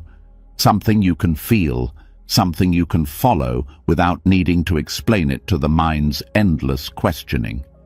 This way of living brings a different kind of success. A success measured not by how many goals you checked off, but by how fully you inhabited each step. A success measured by how deeply you stayed connected to your own soul through every twist and turn. You realize that many of the greatest things in your life, the unexpected friendships, the sudden breakthroughs, the quiet moments of awe, came not from your plans, but from the spaces where your plans fell away. You realize that the life your mind wanted to schedule was smaller than the life your soul is trying to live. Buddhist practice often speaks of non-grasping, the art of holding life lightly, letting it come and go without clinging or forcing. This includes the art of letting go of your timelines, your calendars, your imagined milestones. It means meeting life with open hands instead of clenched fists. It means trusting that even when you do not know what is coming next, you are not lost. You are exactly inside the unfolding you need. Tonight, as you allow yourself to rest deeper, let the mind's endless scheduling soften. Let the plans dissolve like mist. Let the need to control every step fade into the quiet, knowing that you are already on the path, even when you cannot see around the bend. You are not late. You are not early. You are not off track. You are right here, right now, inside the mystery you were always meant to live. The mind's maps will never be large enough to hold the full beauty of your journey. But your heart can hold it. Your breath can hold it. Your soul already holds it. Trust that. Move from that, and let life surprise you with the gifts it has been carrying toward you all along. And now, as you begin to feel the freedom of moving beyond the mind's endless scheduling, something even gentler begins to call you.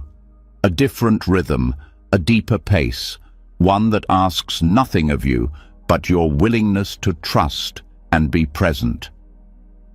Tonight, you are going to enter that sacred space. Tonight, you will remember that not only is rushing unnecessary, but the very act of slowing down is a doorway into wisdom itself.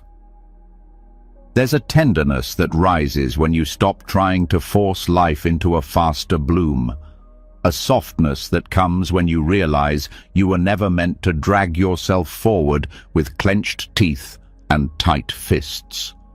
Sacred slowness is not laziness, it is not stagnation. It is the natural rhythm of things that truly last, truly matter, truly heal. Buddhist wisdom teaches that true growth, true wisdom, true love all move at the speed of life, not the speed of human expectation. The tree does not rush its roots deeper. The ocean does not rush its tides. The stars do not hurry across the sky, and neither must you.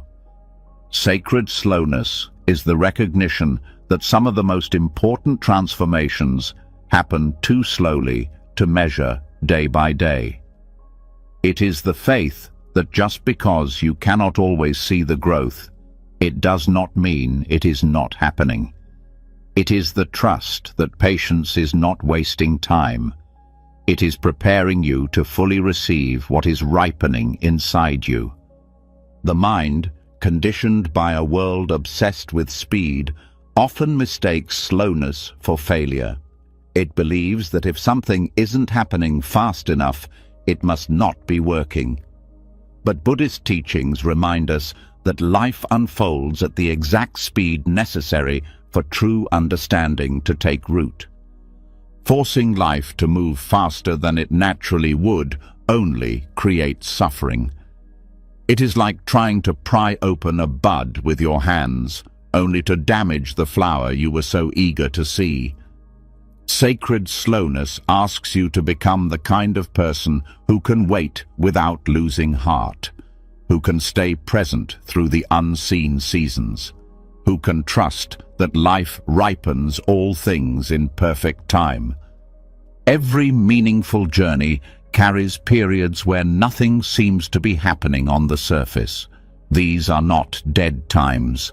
They are sacred times, times when the roots are deepening, the soil is being nourished, the foundations are being strengthened. Without these hidden seasons, there would be no stability when the growth finally bursts into view. Sacred slowness teaches you to honor the space between where you are and where you long to be. To live fully in the in-between, not as a punishment, but as a gift. To see that your becoming is not only happening at the destination, it is happening now, in the waiting, in the trusting, in the quiet work of being faithful to your own unfolding. There is a kind of beauty that only slowness can reveal. The beauty of noticing the smallest changes, the beauty of savoring each step instead of rushing past it. The beauty of realizing that you are already living inside the miracle you were once rushing toward. In the practice of mindfulness, slowness is a gateway to depth. It is through slowing down that you begin to actually taste your food, hear the nuances in a loved one's voice, feel the texture of the moment brushing against your skin. It is through slowness that you begin to inhabit your own life, rather than merely passing through it on the way to somewhere else. Sacred slowness also invites you to meet your own heart with greater compassion, to understand that healing, forgiveness, understanding, all these things unfold layer by layer, not by command, but by quiet consent. They cannot be forced by willpower. They can only be invited by gentleness, nurtured by patience, honored with time. There is a kind of strength that grows when you no longer demand instant results from yourself. A strength rooted not in the frantic energy of achievement, but in the quiet, steady power of perseverance. A strength that knows how to stay soft without collapsing, how to stay open without needing to control. Sacred slowness shifts your relationship with success. You begin to see success not as a race you win, but as a life you fully live. You begin to realize that the richest lives are often built not in sudden leaps, but in small, consistent acts of love, presence, courage, and faith. You realize that the moments that shape you most are rarely the dramatic victories. They are the quiet decisions to stay true to your values, to keep showing up, to keep believing even when nothing visible seems to be changing. Sacred slowness teaches you that the journey itself is not a delay. It is the blessing. It is not the thing you have to endure to get to where you are going. It is the place where your soul grows strong enough, wise enough, compassionate enough to carry the gifts you are meant to bring into the world. Every season of apparent stillness is secretly full of life. Every delay is secretly full of preparation. Every moment of waiting is secretly full of the deep work of becoming. When you honor sacred slowness, you stop asking, "How fast can I get there?" And you start asking, "How deeply can I live this step?" You stop asking, "When will this be over?" And you start asking, "What is life offering me right now?" This shift changes everything. It turns obstacles into teachers. It turns waiting into wisdom. It turns delays into doorways. Sacred slowness also heals your relationship with others. You begin to give them the space to grow at their own pace, without judgment, without pressure. You begin to see that every soul has its own rhythm, and that honoring another's timing is one of the deepest forms of love.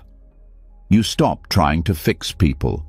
You stop trying to rush their journeys. You become the kind of presence that trusts their unfolding as deeply as you are learning to trust your own. And in that trust, relationships deepen. Love strengthens. Compassion expands.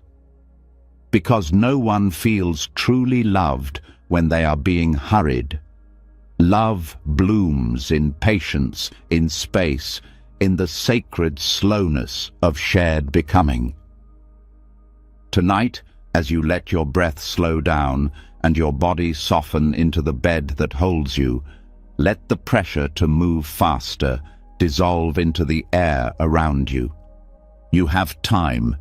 You are allowed to move at the speed of your own soul. You are allowed to ripen slowly, beautifully, courageously. Life is not asking you to hurry.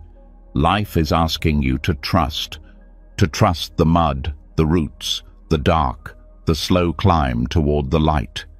And when you do, you will find that you have not been falling behind at all. You have been right on time for a becoming so beautiful, so sacred, so real. It could only bloom in slowness. You are not late. You are not lost. You are not failing. You are ripening.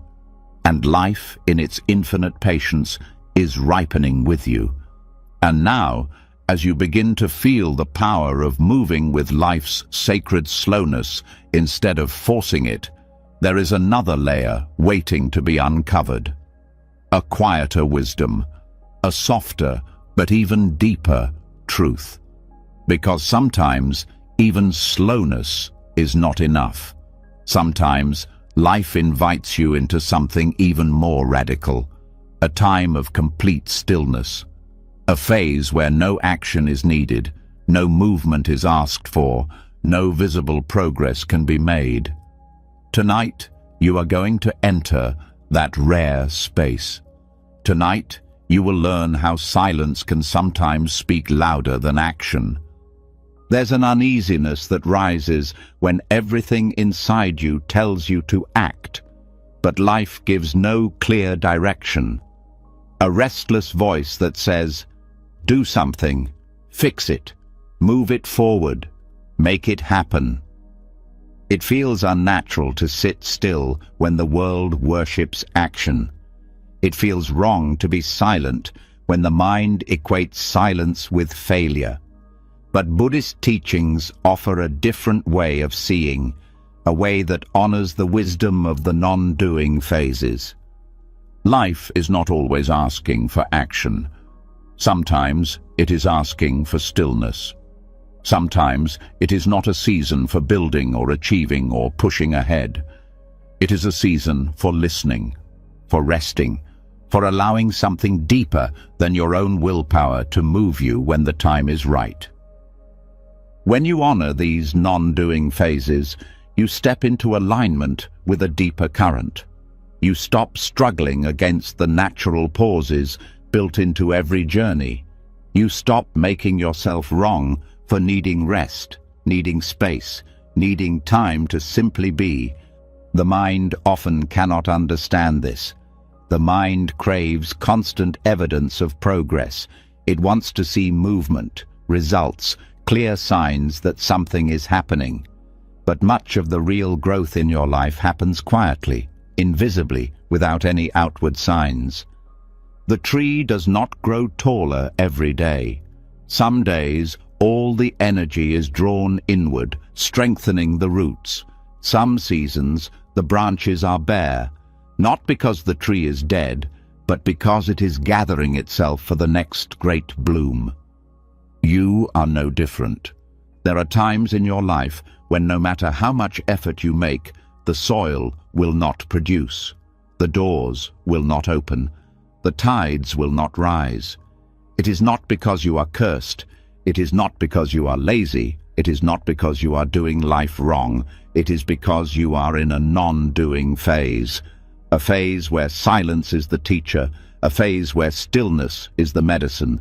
Buddhism teaches that clinging, even to action, even to progress, is a cause of suffering.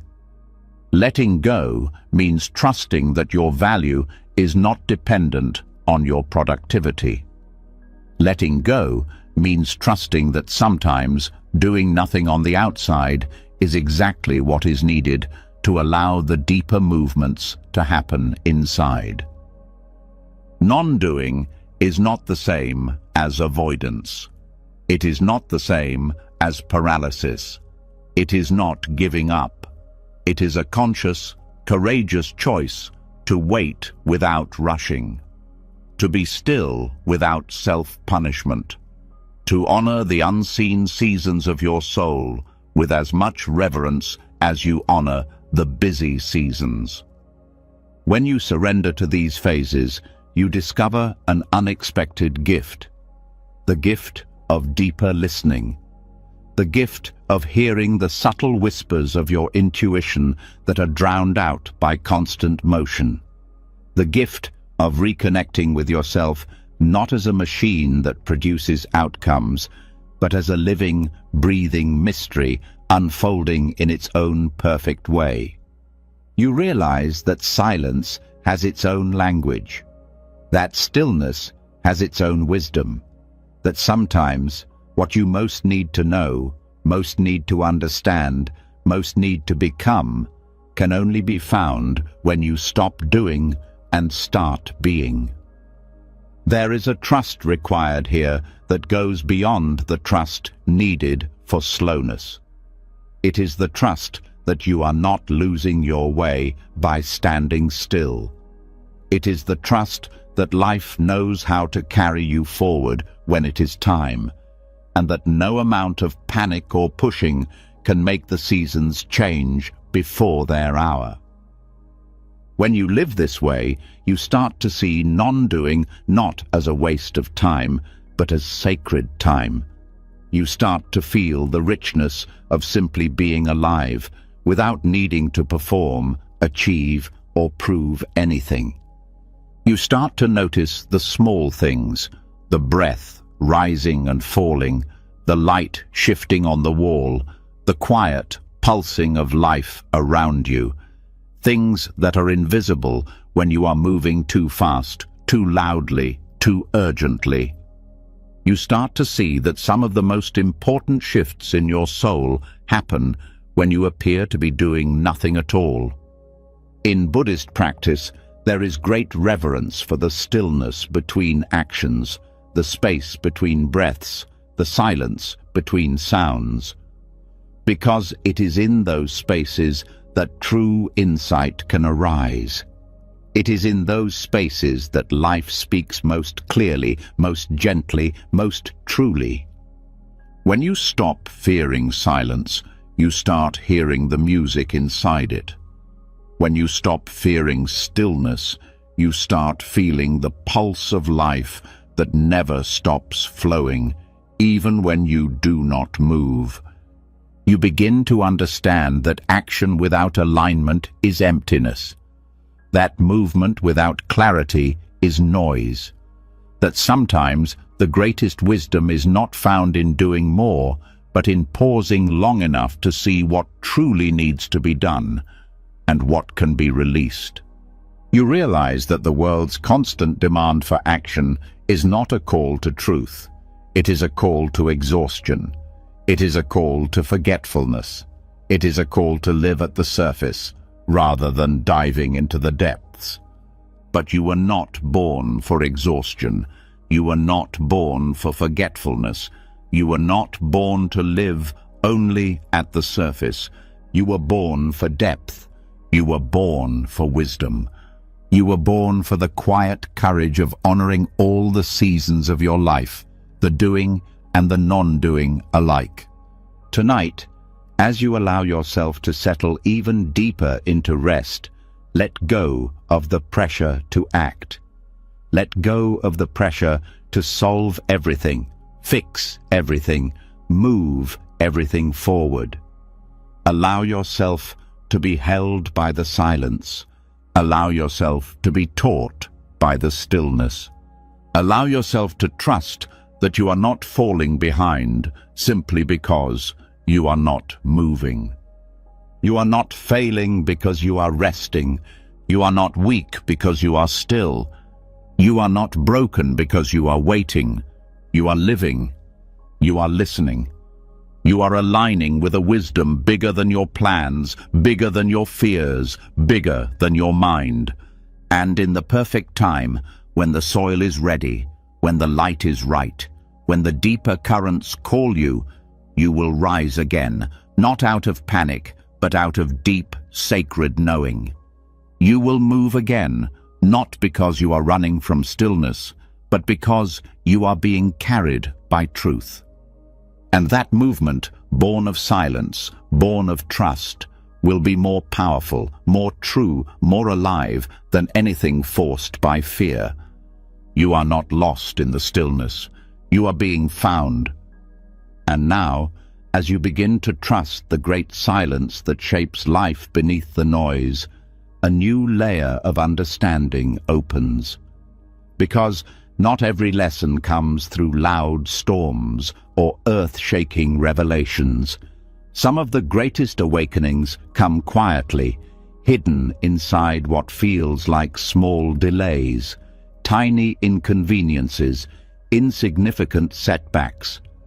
Tonight, you will learn to see these moments not as obstacles, but as sacred teachers. Tonight, you will discover that in the pauses you once cursed, your deepest Dharma is already unfolding. There's a subtle frustration that rises when life doesn't move at the pace you want it to.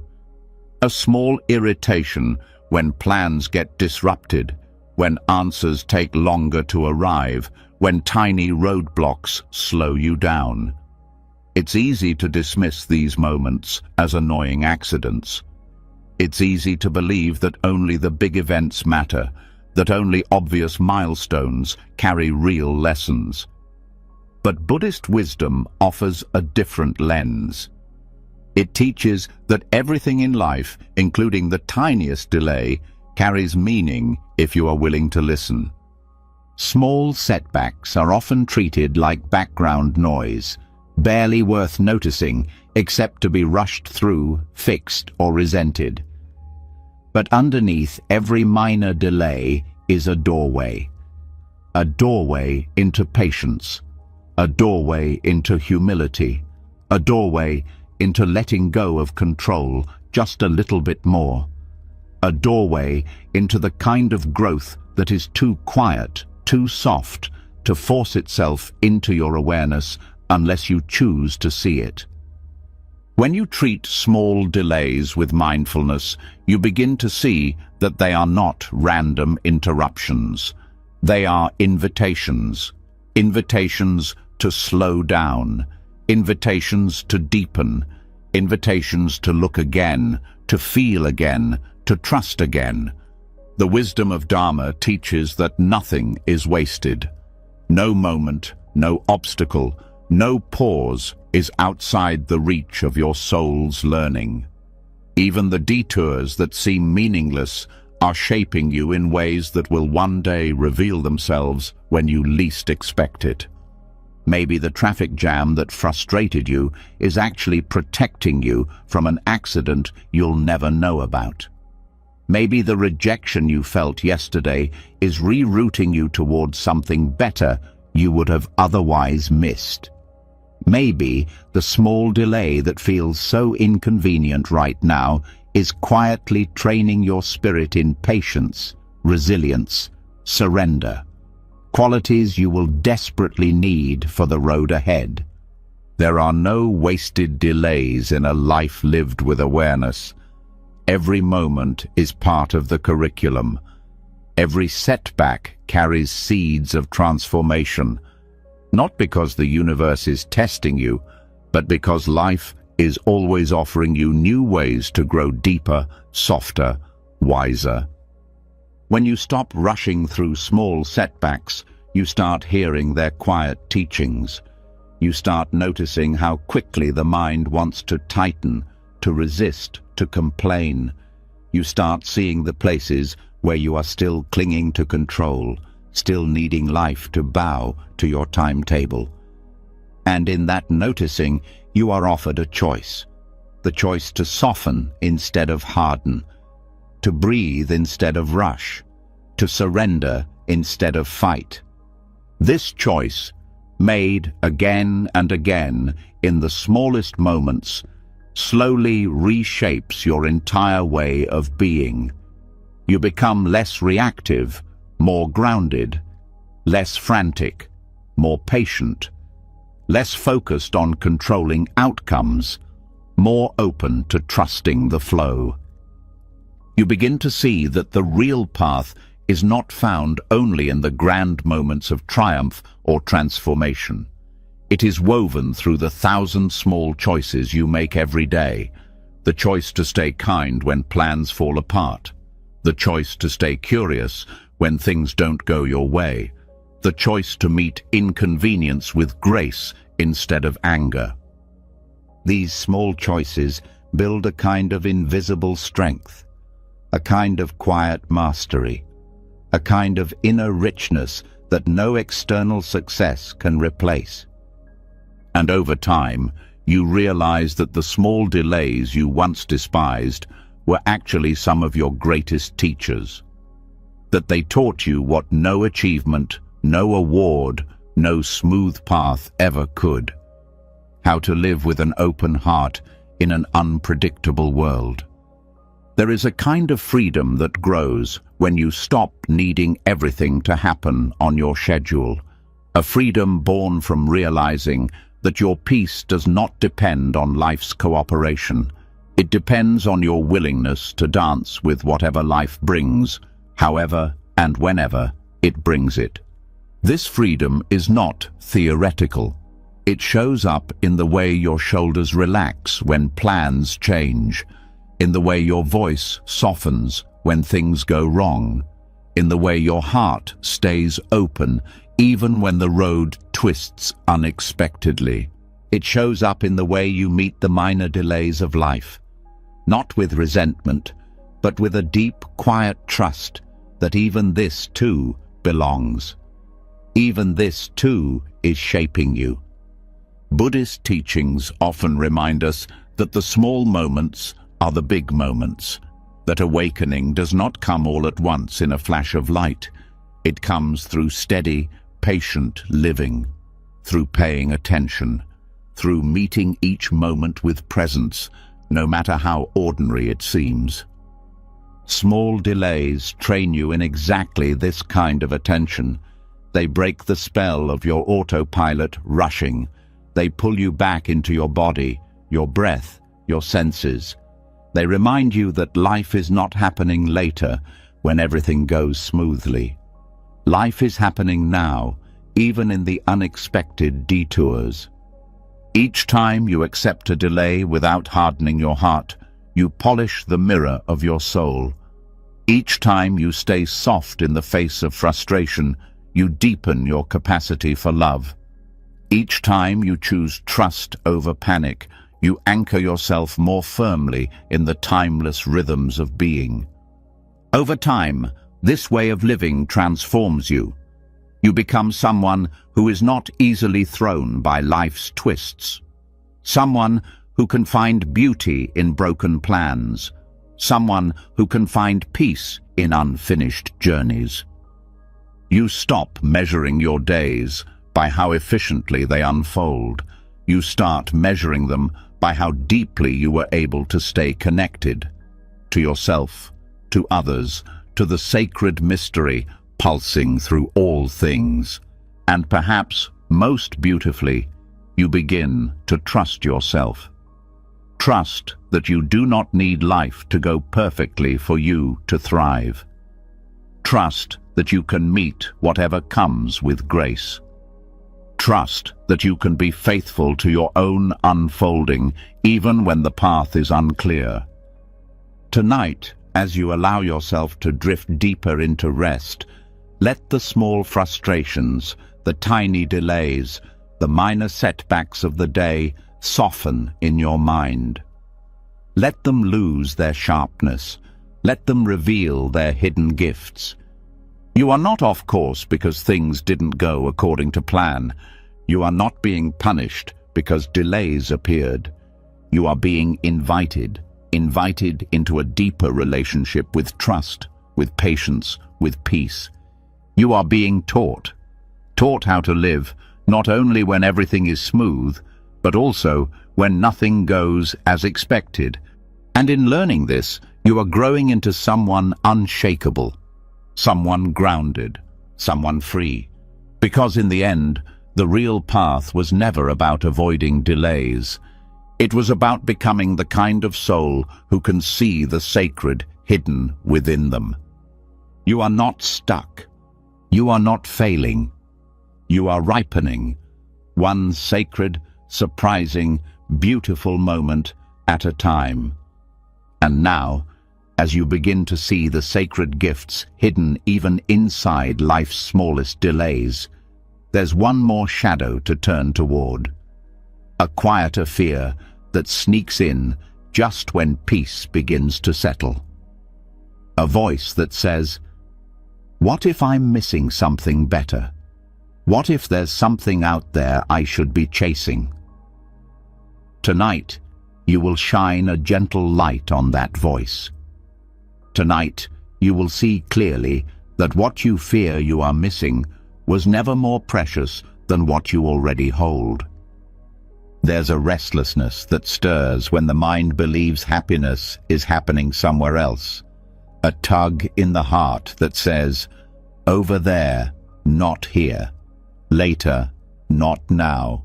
Somewhere else, with someone else, doing something else." That's where real life is. This restless longing, known today as FOMO, has become a silent epidemic.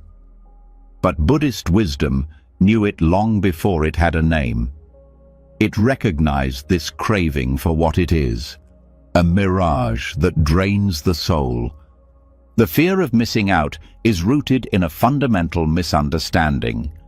The belief that fulfillment is something fragile and external, easily lost if you are not always moving, always chasing, always grabbing at every opportunity. It tells you that every choice closes 100 other doors. It whispers that your peace is fragile, that your joy is conditional, that your life is only meaningful if you are everywhere, doing everything all at once. But the truth is far gentler, far freer. The truth is that what is meant for you cannot be missed. The truth is that no matter how many paths you do not take, the right lessons, the right blessings, the right unfoldings will always find you, not through frantic chasing, but through presence, through being deeply rooted where you are. When you live under the spell of FOMO, you are never fully alive in your own life. Part of you is always somewhere else, second-guessing your choices, measuring your moments against imagined possibilities. You can be sitting in a beautiful room with people who love you and still feel anxious about a party you're not at, a trip you're not taking, an opportunity you might be missing. This restlessness is not your fault. It is the natural result of a culture that worships endless options, endless updates, endless comparison. A culture that teaches you to measure your life not by depth, but by breadth, not by the richness of your roots, but by the number of branches you can grab at once. Buddhism offers a healing counter-teaching. It reminds you that depth is greater than breadth, that presence is greater than possibility, that being fully where you are is infinitely more powerful than worrying about where else you could be. When you understand this, you begin to loosen the grip of FOMO. You begin to realize that no experience is inherently better than another, that the magic of life is not stored in external events, but in the quality of awareness you bring to them. That a simple conversation held with full attention can be more transformative than 1,000 glamorous adventures lived half-present. You begin to see that missing out is an illusion because you are always where your soul most needs to be. Even when it feels boring, even when it feels ordinary, even when it feels like life is happening somewhere else. Because life is not something happening to other people while you watch. Life is happening in your breath, in your gaze, in your touch, in your simple, unglamorous, irreplaceable existence right now. Each moment you fully inhabit is a victory over the lie of FOMO. Each time you choose to be here, not fantasizing about there, you reclaim your life from the hunger that would otherwise devour it. The practice of mindfulness, paying full attention to the present moment, is the antidote to FOMO. Because when you are truly present, nothing feels missing. When you are truly present, life feels whole, even if it is quiet, even if it is simple. Mindfulness trains the mind to stop chasing the next thing, the next high, the next validation. It teaches you to find richness in the sound of the rain outside your window, in the weight of your body resting on the bed, in the breath that rises and falls without your effort. It shows you that you do not need to be somewhere else to feel alive. You only need to be more deeply here. When you release FOMO, you also release the burden of needing to maximize every experience, needing to optimize every opportunity. You stop seeing life as a series of transactions. Was this worth it? Could I have chosen better? And you start seeing it as a living, breathing mystery, unfolding perfectly at its own pace. You start trusting that even the quieter seasons of your life, the seasons without big events or flashy milestones, are not wasted time. They are necessary time. They are the spaces where your roots grow deeper, your soul grows wiser, your heart grows stronger. You stop needing every moment to be exciting, to believe it is sacred. You stop needing every experience to be extraordinary, to believe it is meaningful. You begin to understand that life's depth is not measured by how much you accumulate, but by how deeply you engage with whatever is already before you. And, in this way, the very moments you once feared were less. The quiet evenings, the missed parties, the ordinary days become your greatest treasures, because they were the places where you finally learned to be fully alive. When you choose presence over chasing, something remarkable happens. The ache of missing out begins to dissolve. The restless hunger softens. You no longer feel torn between 1,000 lives you are not living. You feel rooted, anchored, at peace inside the one life you are. You start creating memories that are not about checking off experiences, but about sinking into them. You start building a life that is rich, not in photographs, but in real, lived soulfulness. You start realizing that true richness is not found in doing everything. It is found in doing fewer things with more heart, more presence, more love. And perhaps most beautifully, you start to see that you were never missing out at all, that the treasure was never out there. It was here, within you, waiting to be seen, felt, honored. Tonight, As you breathe deeper and soften into rest, let go of the anxious pull toward elsewhere. Let go of the fantasy that the best parts of life are happening beyond your reach. You are not behind.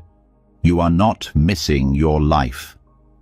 You are living it, beautifully, imperfectly, fully, even in this quiet moment. Trust that what is meant for you cannot pass you by. Trust that your soul's journey is unfolding perfectly, even if you cannot yet see all the turns. Trust that your deepest joy will come not from chasing life, but from embracing it, one simple, sacred breath at a time. You are not missing anything. You are arriving right here, right now, exactly where you are meant to be. And now, as the hunger to be everywhere and have everything slowly dissolves into the peace of being exactly where you are, there is another deeper truth ready to unfold. Because even when you let go of chasing, even when you settle into presence, life sometimes does something even more radical. It halts. It brings everything to a standstill, and in those moments, it can feel like you are stuck. But tonight, you are going to see the hidden mercy inside these pauses. Tonight, you will understand why sometimes life has to slow everything down so your soul can finally catch up. There's a fear that creeps in when momentum stops, a quiet panic that says, "Nothing is moving. I must be doing something wrong. I must have lost my way."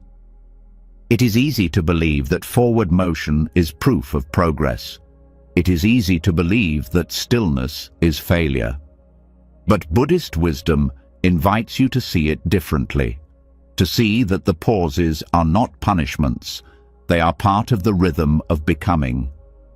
When life halts, it is not because you have fallen out of favor, it is not because you have been forgotten. It is because something inside you needs time to settle, to realign, to deepen before the next steps can be taken. It is because there are parts of you, tired parts, lost parts, broken parts, that need space to breathe and mend before you can carry the weight of what comes next. Growth is not always a straight line. Sometimes it is a spiral. Sometimes it is a still pool gathering strength before it overflows into movement again. Sometimes it is a sacred pause where everything that matters most is happening out of sight. When you resist these pauses, you miss their gifts. You stay trapped in the mind's belief that movement is always better than stillness. You stay trapped in anxiety, measuring your worth by how busy you are, how visible your progress appears. But when you trust the pauses, you enter into a deeper relationship with life. You learn to rest inside the spaces where nothing seems to be happening. You learn to listen for the quiet voices within you that only speak when the noise of ambition fades away. These pauses are sacred because they invite you back into yourself. They give you a chance to see the places where you have been moving too fast to heal. They give you a chance to recognize the small, beautiful changes unfolding beneath the surface. They give you a chance to become ready, not in the mind's sense of readiness, but in the soul's. In Buddhist practice, there is a deep respect for the fertile void, the space between death and rebirth, between ending and beginning, between letting go and receiving. These spaces are not empty. They are pregnant with transformation. They are rich with unseen shifts. They are the soil in which your next season is already being planted. When life halts you, it is often because something inside you needs to be gathered back together. Pieces that have been scattered by busyness, by striving, by the constant reaching for the next thing. When you are forced to stop, you are given the chance to call those pieces home, to rest, to integrate, to heal. There is a kind of wisdom that can only arise in the pause, a kind of self-knowledge that cannot be found when you are moving too quickly. It is in the silence that you hear the truths you were too busy to face. It is in the stillness that you remember what really matters, what really lasts, what is truly worth your precious, finite energy. Trusting the pause means trusting that life knows when you are ready for the next chapter better than your mind does. It means trusting that no opportunity meant for you will pass you by just because you are resting. It means trusting that your soul's unfolding cannot be rushed, and that real readiness cannot be faked. You are not being left behind in the pause. You are being invited deeper. You are being given a chance to root down before you rise up again. You are being given a chance to shed the layers that no longer fit. You are being given a chance to rediscover yourself outside of all the striving, outside of all the doing, outside of all the needing to prove. This kind of trust is not easy. It asks you to sit with discomfort. It asks you to hold space for uncertainty. It asks you to find peace without guarantees, without visible progress, without external validation. But it also offers you something priceless in return: the deep, steady knowing that your worth was never tied to your speed, that your value was never dependent on your productivity, that your place in the great unfolding of life is secure, even when you are standing still. When you embrace the pause, you stop trying to manufacture growth. You start allowing it. You stop trying to muscle your way into transformation. You start trusting that life is doing its work within you, even when you cannot see or measure it. You start noticing the small ways your soul is mending, the subtle shifts in your thoughts, the softening of your judgments, the deepening of your compassion for yourself and others. You start honoring the truth that some seasons are for planting, some are for tending, and some are simply for resting. You start realizing that pausing is not an interruption of your journey. It is part of the journey, a necessary, sacred part. Each breath you take inside the pause is a prayer of trust. Each moment you resist the urge to rush back into action is a declaration of faith. Each time you choose presence over panic, you deepen your roots a little further into the unshakable ground of being. Tonight, as you allow yourself to rest even deeper, let go of the need to move. Let go of the pressure to figure it all out. Let go of the fear that nothing is happening. Something is happening, something real, something profound. You are catching up to yourself. You are gathering the scattered pieces. You are becoming ready for the life that is waiting for you, not by force, not by striving, but by surrendering, by trusting, by allowing. You are not stuck. You are not lost. You are not failing. You are pausing. Beautifully, bravely, wisely. And in that sacred pause, the seeds of your next becoming are already stirring. And now, as you settle into the sacred pause and allow yourself to trust that stillness itself is part of the journey, a softer but even deeper reassurance begins to emerge.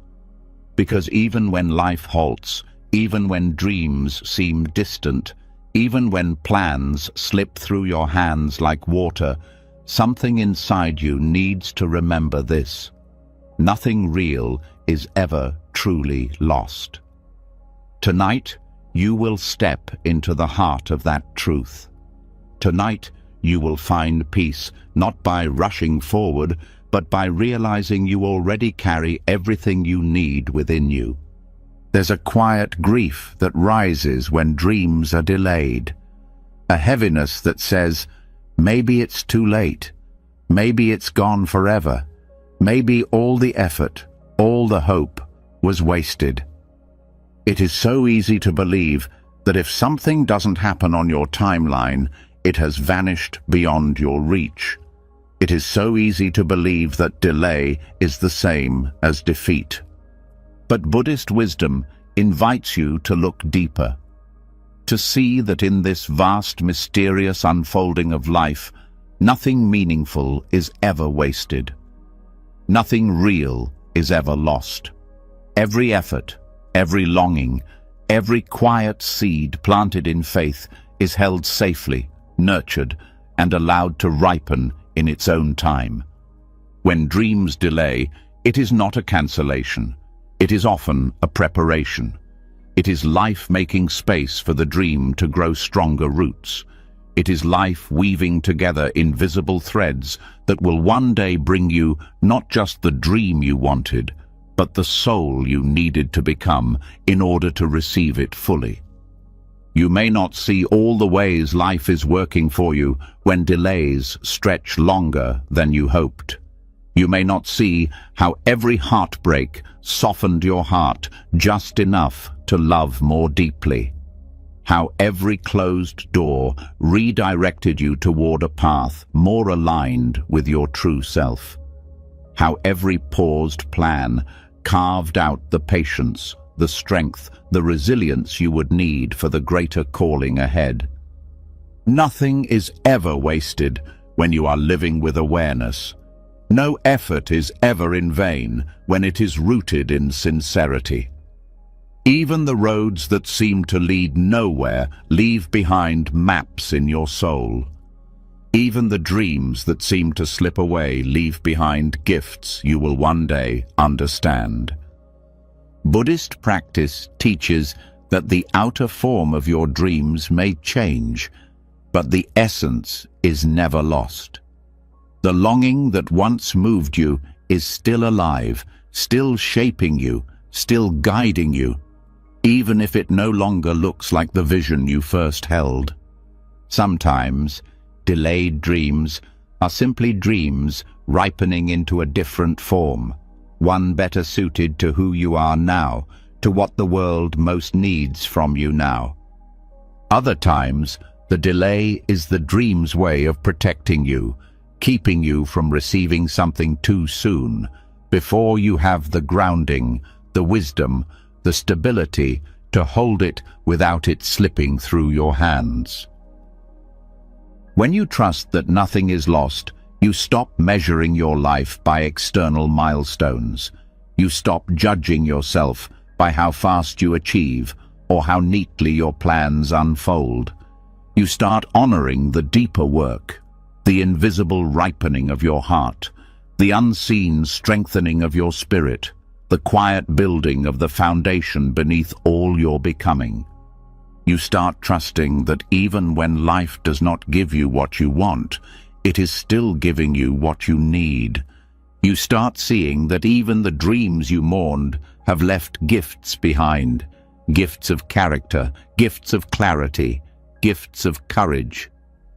And you start realizing that your life is not the sum of your achievements. It is the unfolding of your being.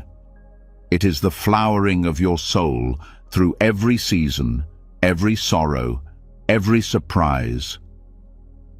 When you release the fear of loss, you find a new kind of freedom, a freedom to dream without desperation, a freedom to hope without fear, a freedom to love the journey for its own sake, not just for what it brings you.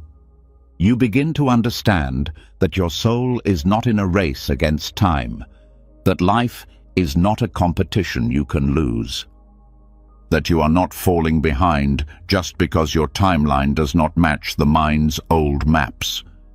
You are exactly where you need to be to become who you are meant to become.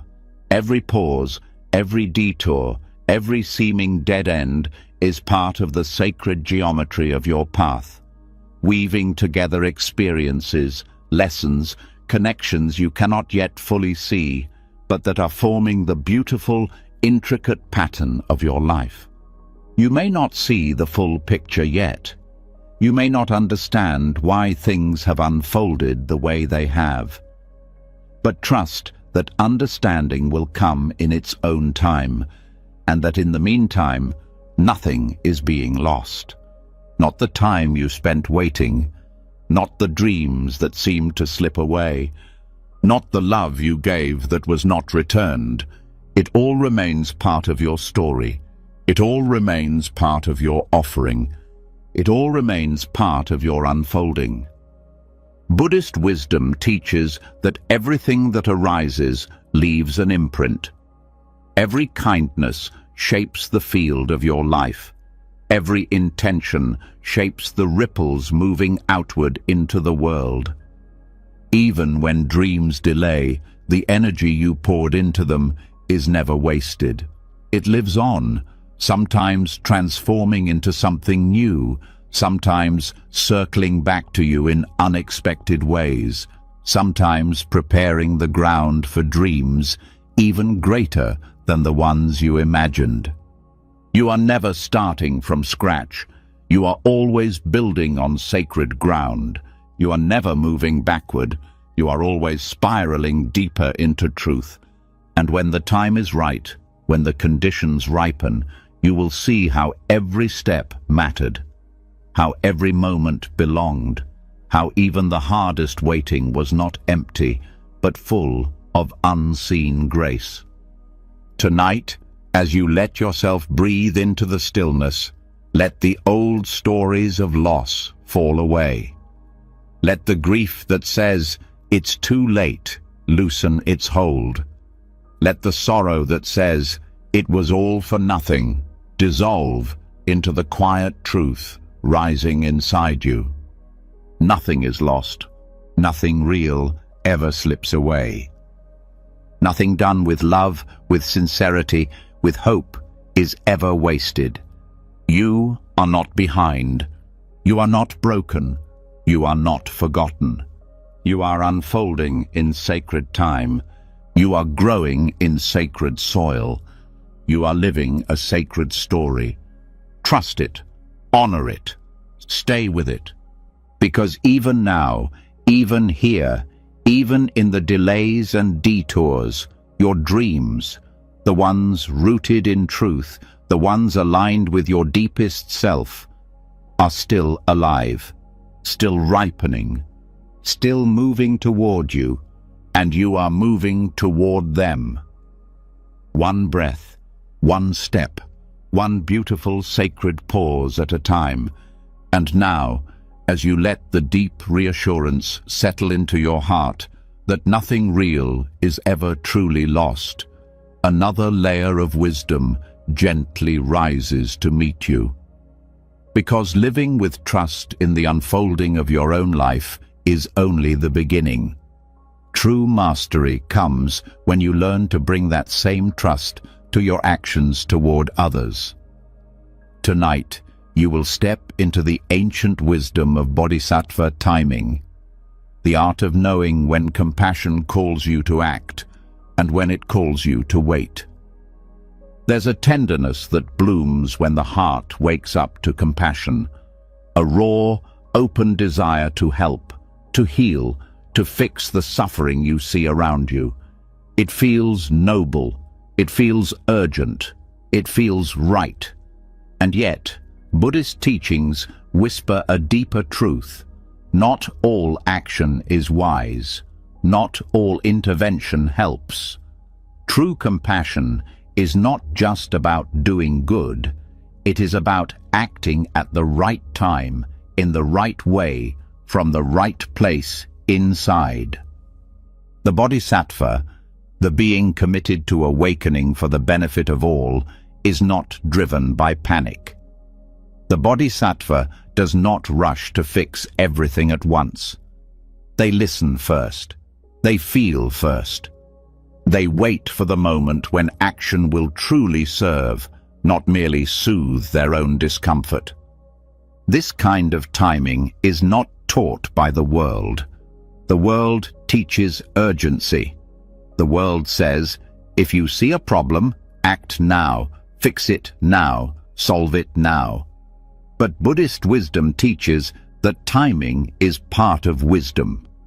That sometimes the kindest thing you can do is not to act immediately, but to wait until your heart is clear, your presence is steady, your vision is wide enough to see what is truly needed. Acting from urgency often looks helpful on the surface. It looks like love, but underneath it is often fear. Fear of feeling helpless, fear of witnessing suffering, fear of not being good enough unless you are constantly fixing. Urgent compassion can be noisy, controlling, even violent in its need to intervene. Bodhisattva compassion is different. It is quieter. It is humbler. It knows that rushing into action without understanding can sometimes cause more harm than good. It knows that true service requires patience, discernment, and the willingness to be uncomfortable without immediately trying to make it go away. Sometimes, the most compassionate thing you can do is simply to be present with someone's pain without trying to fix it. Sometimes, the deepest healing comes not from solving problems, but from sitting silently beside someone in their darkness, holding space for their own strength to awaken. Timing matters because true help is not about your need to give. It is about their readiness to receive.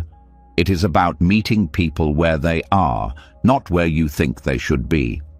It is about honoring their process, their pacing, their dignity.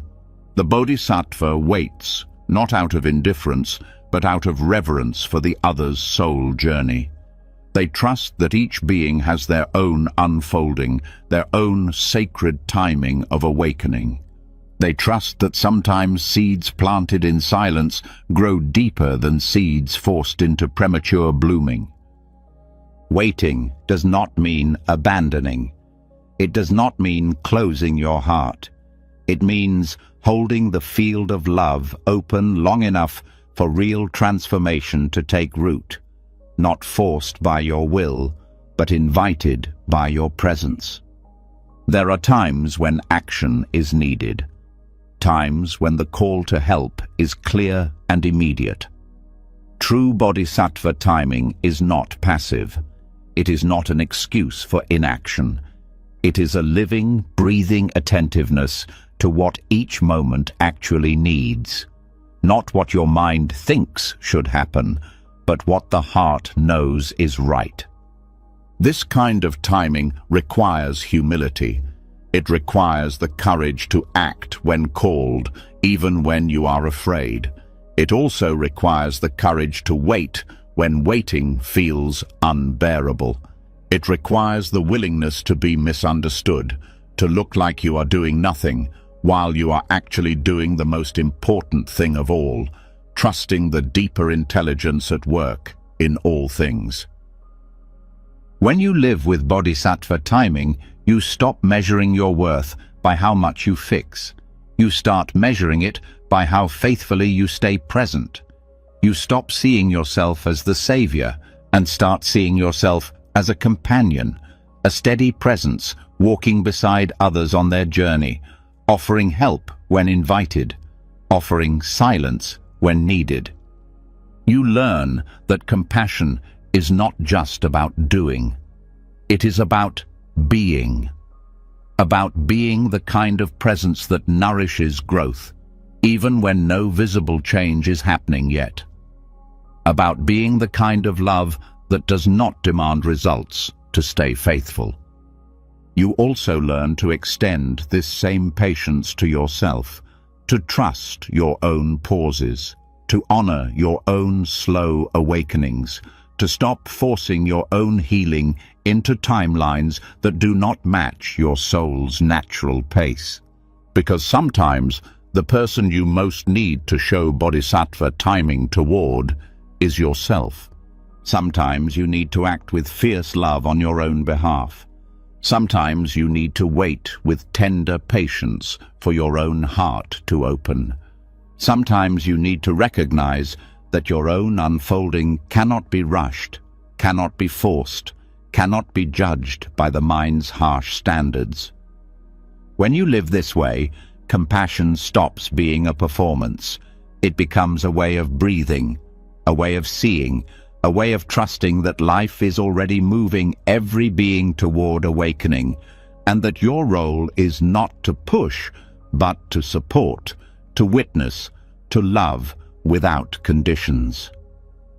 There is a peace that comes when you surrender to bodhisattva timing, a peace born from knowing that you are neither the author nor the controller of other people's journeys. A peace born from trusting that your small acts of presence, your quiet prayers, your patient love, all of it matters, even when it is invisible, even when it seems like nothing is changing. Tonight, as you let yourself sink even deeper into rest, let go of the burden to fix everything.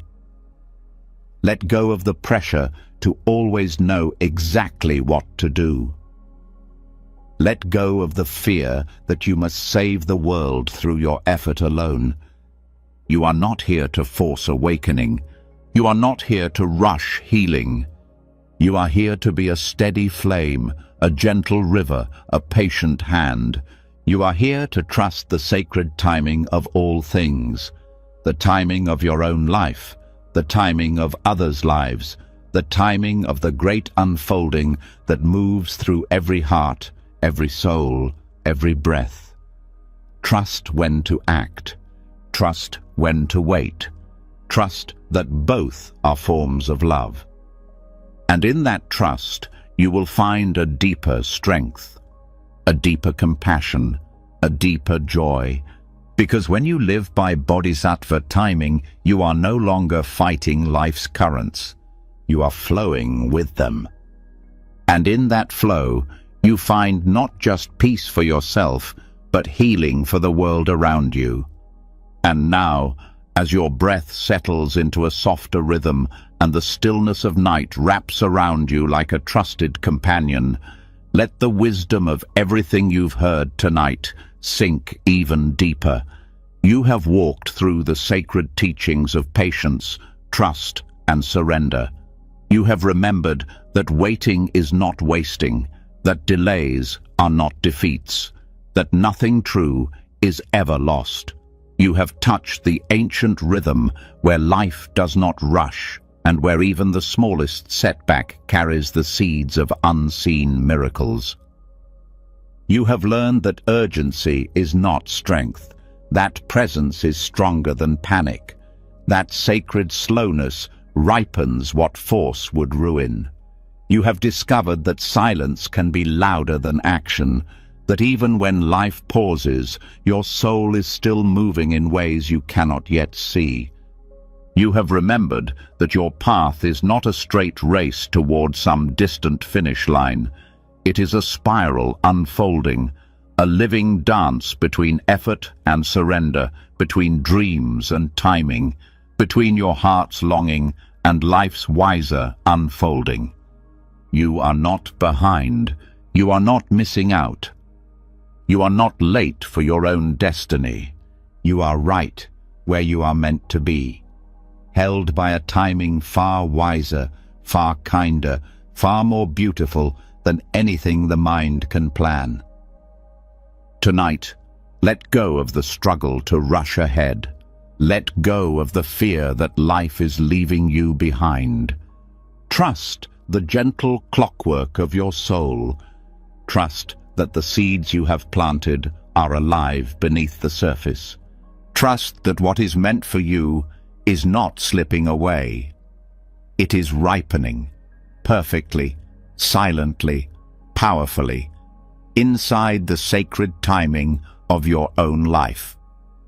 And when you wake tomorrow, may you carry this trust with you like a quiet flame. May you walk lighter. May you breathe deeper.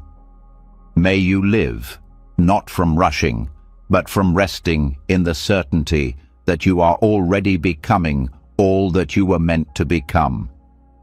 If tonight's journey touched something deep inside you, leave a comment below with the words, "I trust the timing of my life." Let it be a small but powerful commitment to your own unfolding. And if you want more teachings like these, the kind that hold you steady when the world pulls you in every direction, make sure you subscribe to the channel and tap the bell so you never miss a moment of this shared path toward deeper peace. Thank you for being here. Thank you for trusting this sacred journey.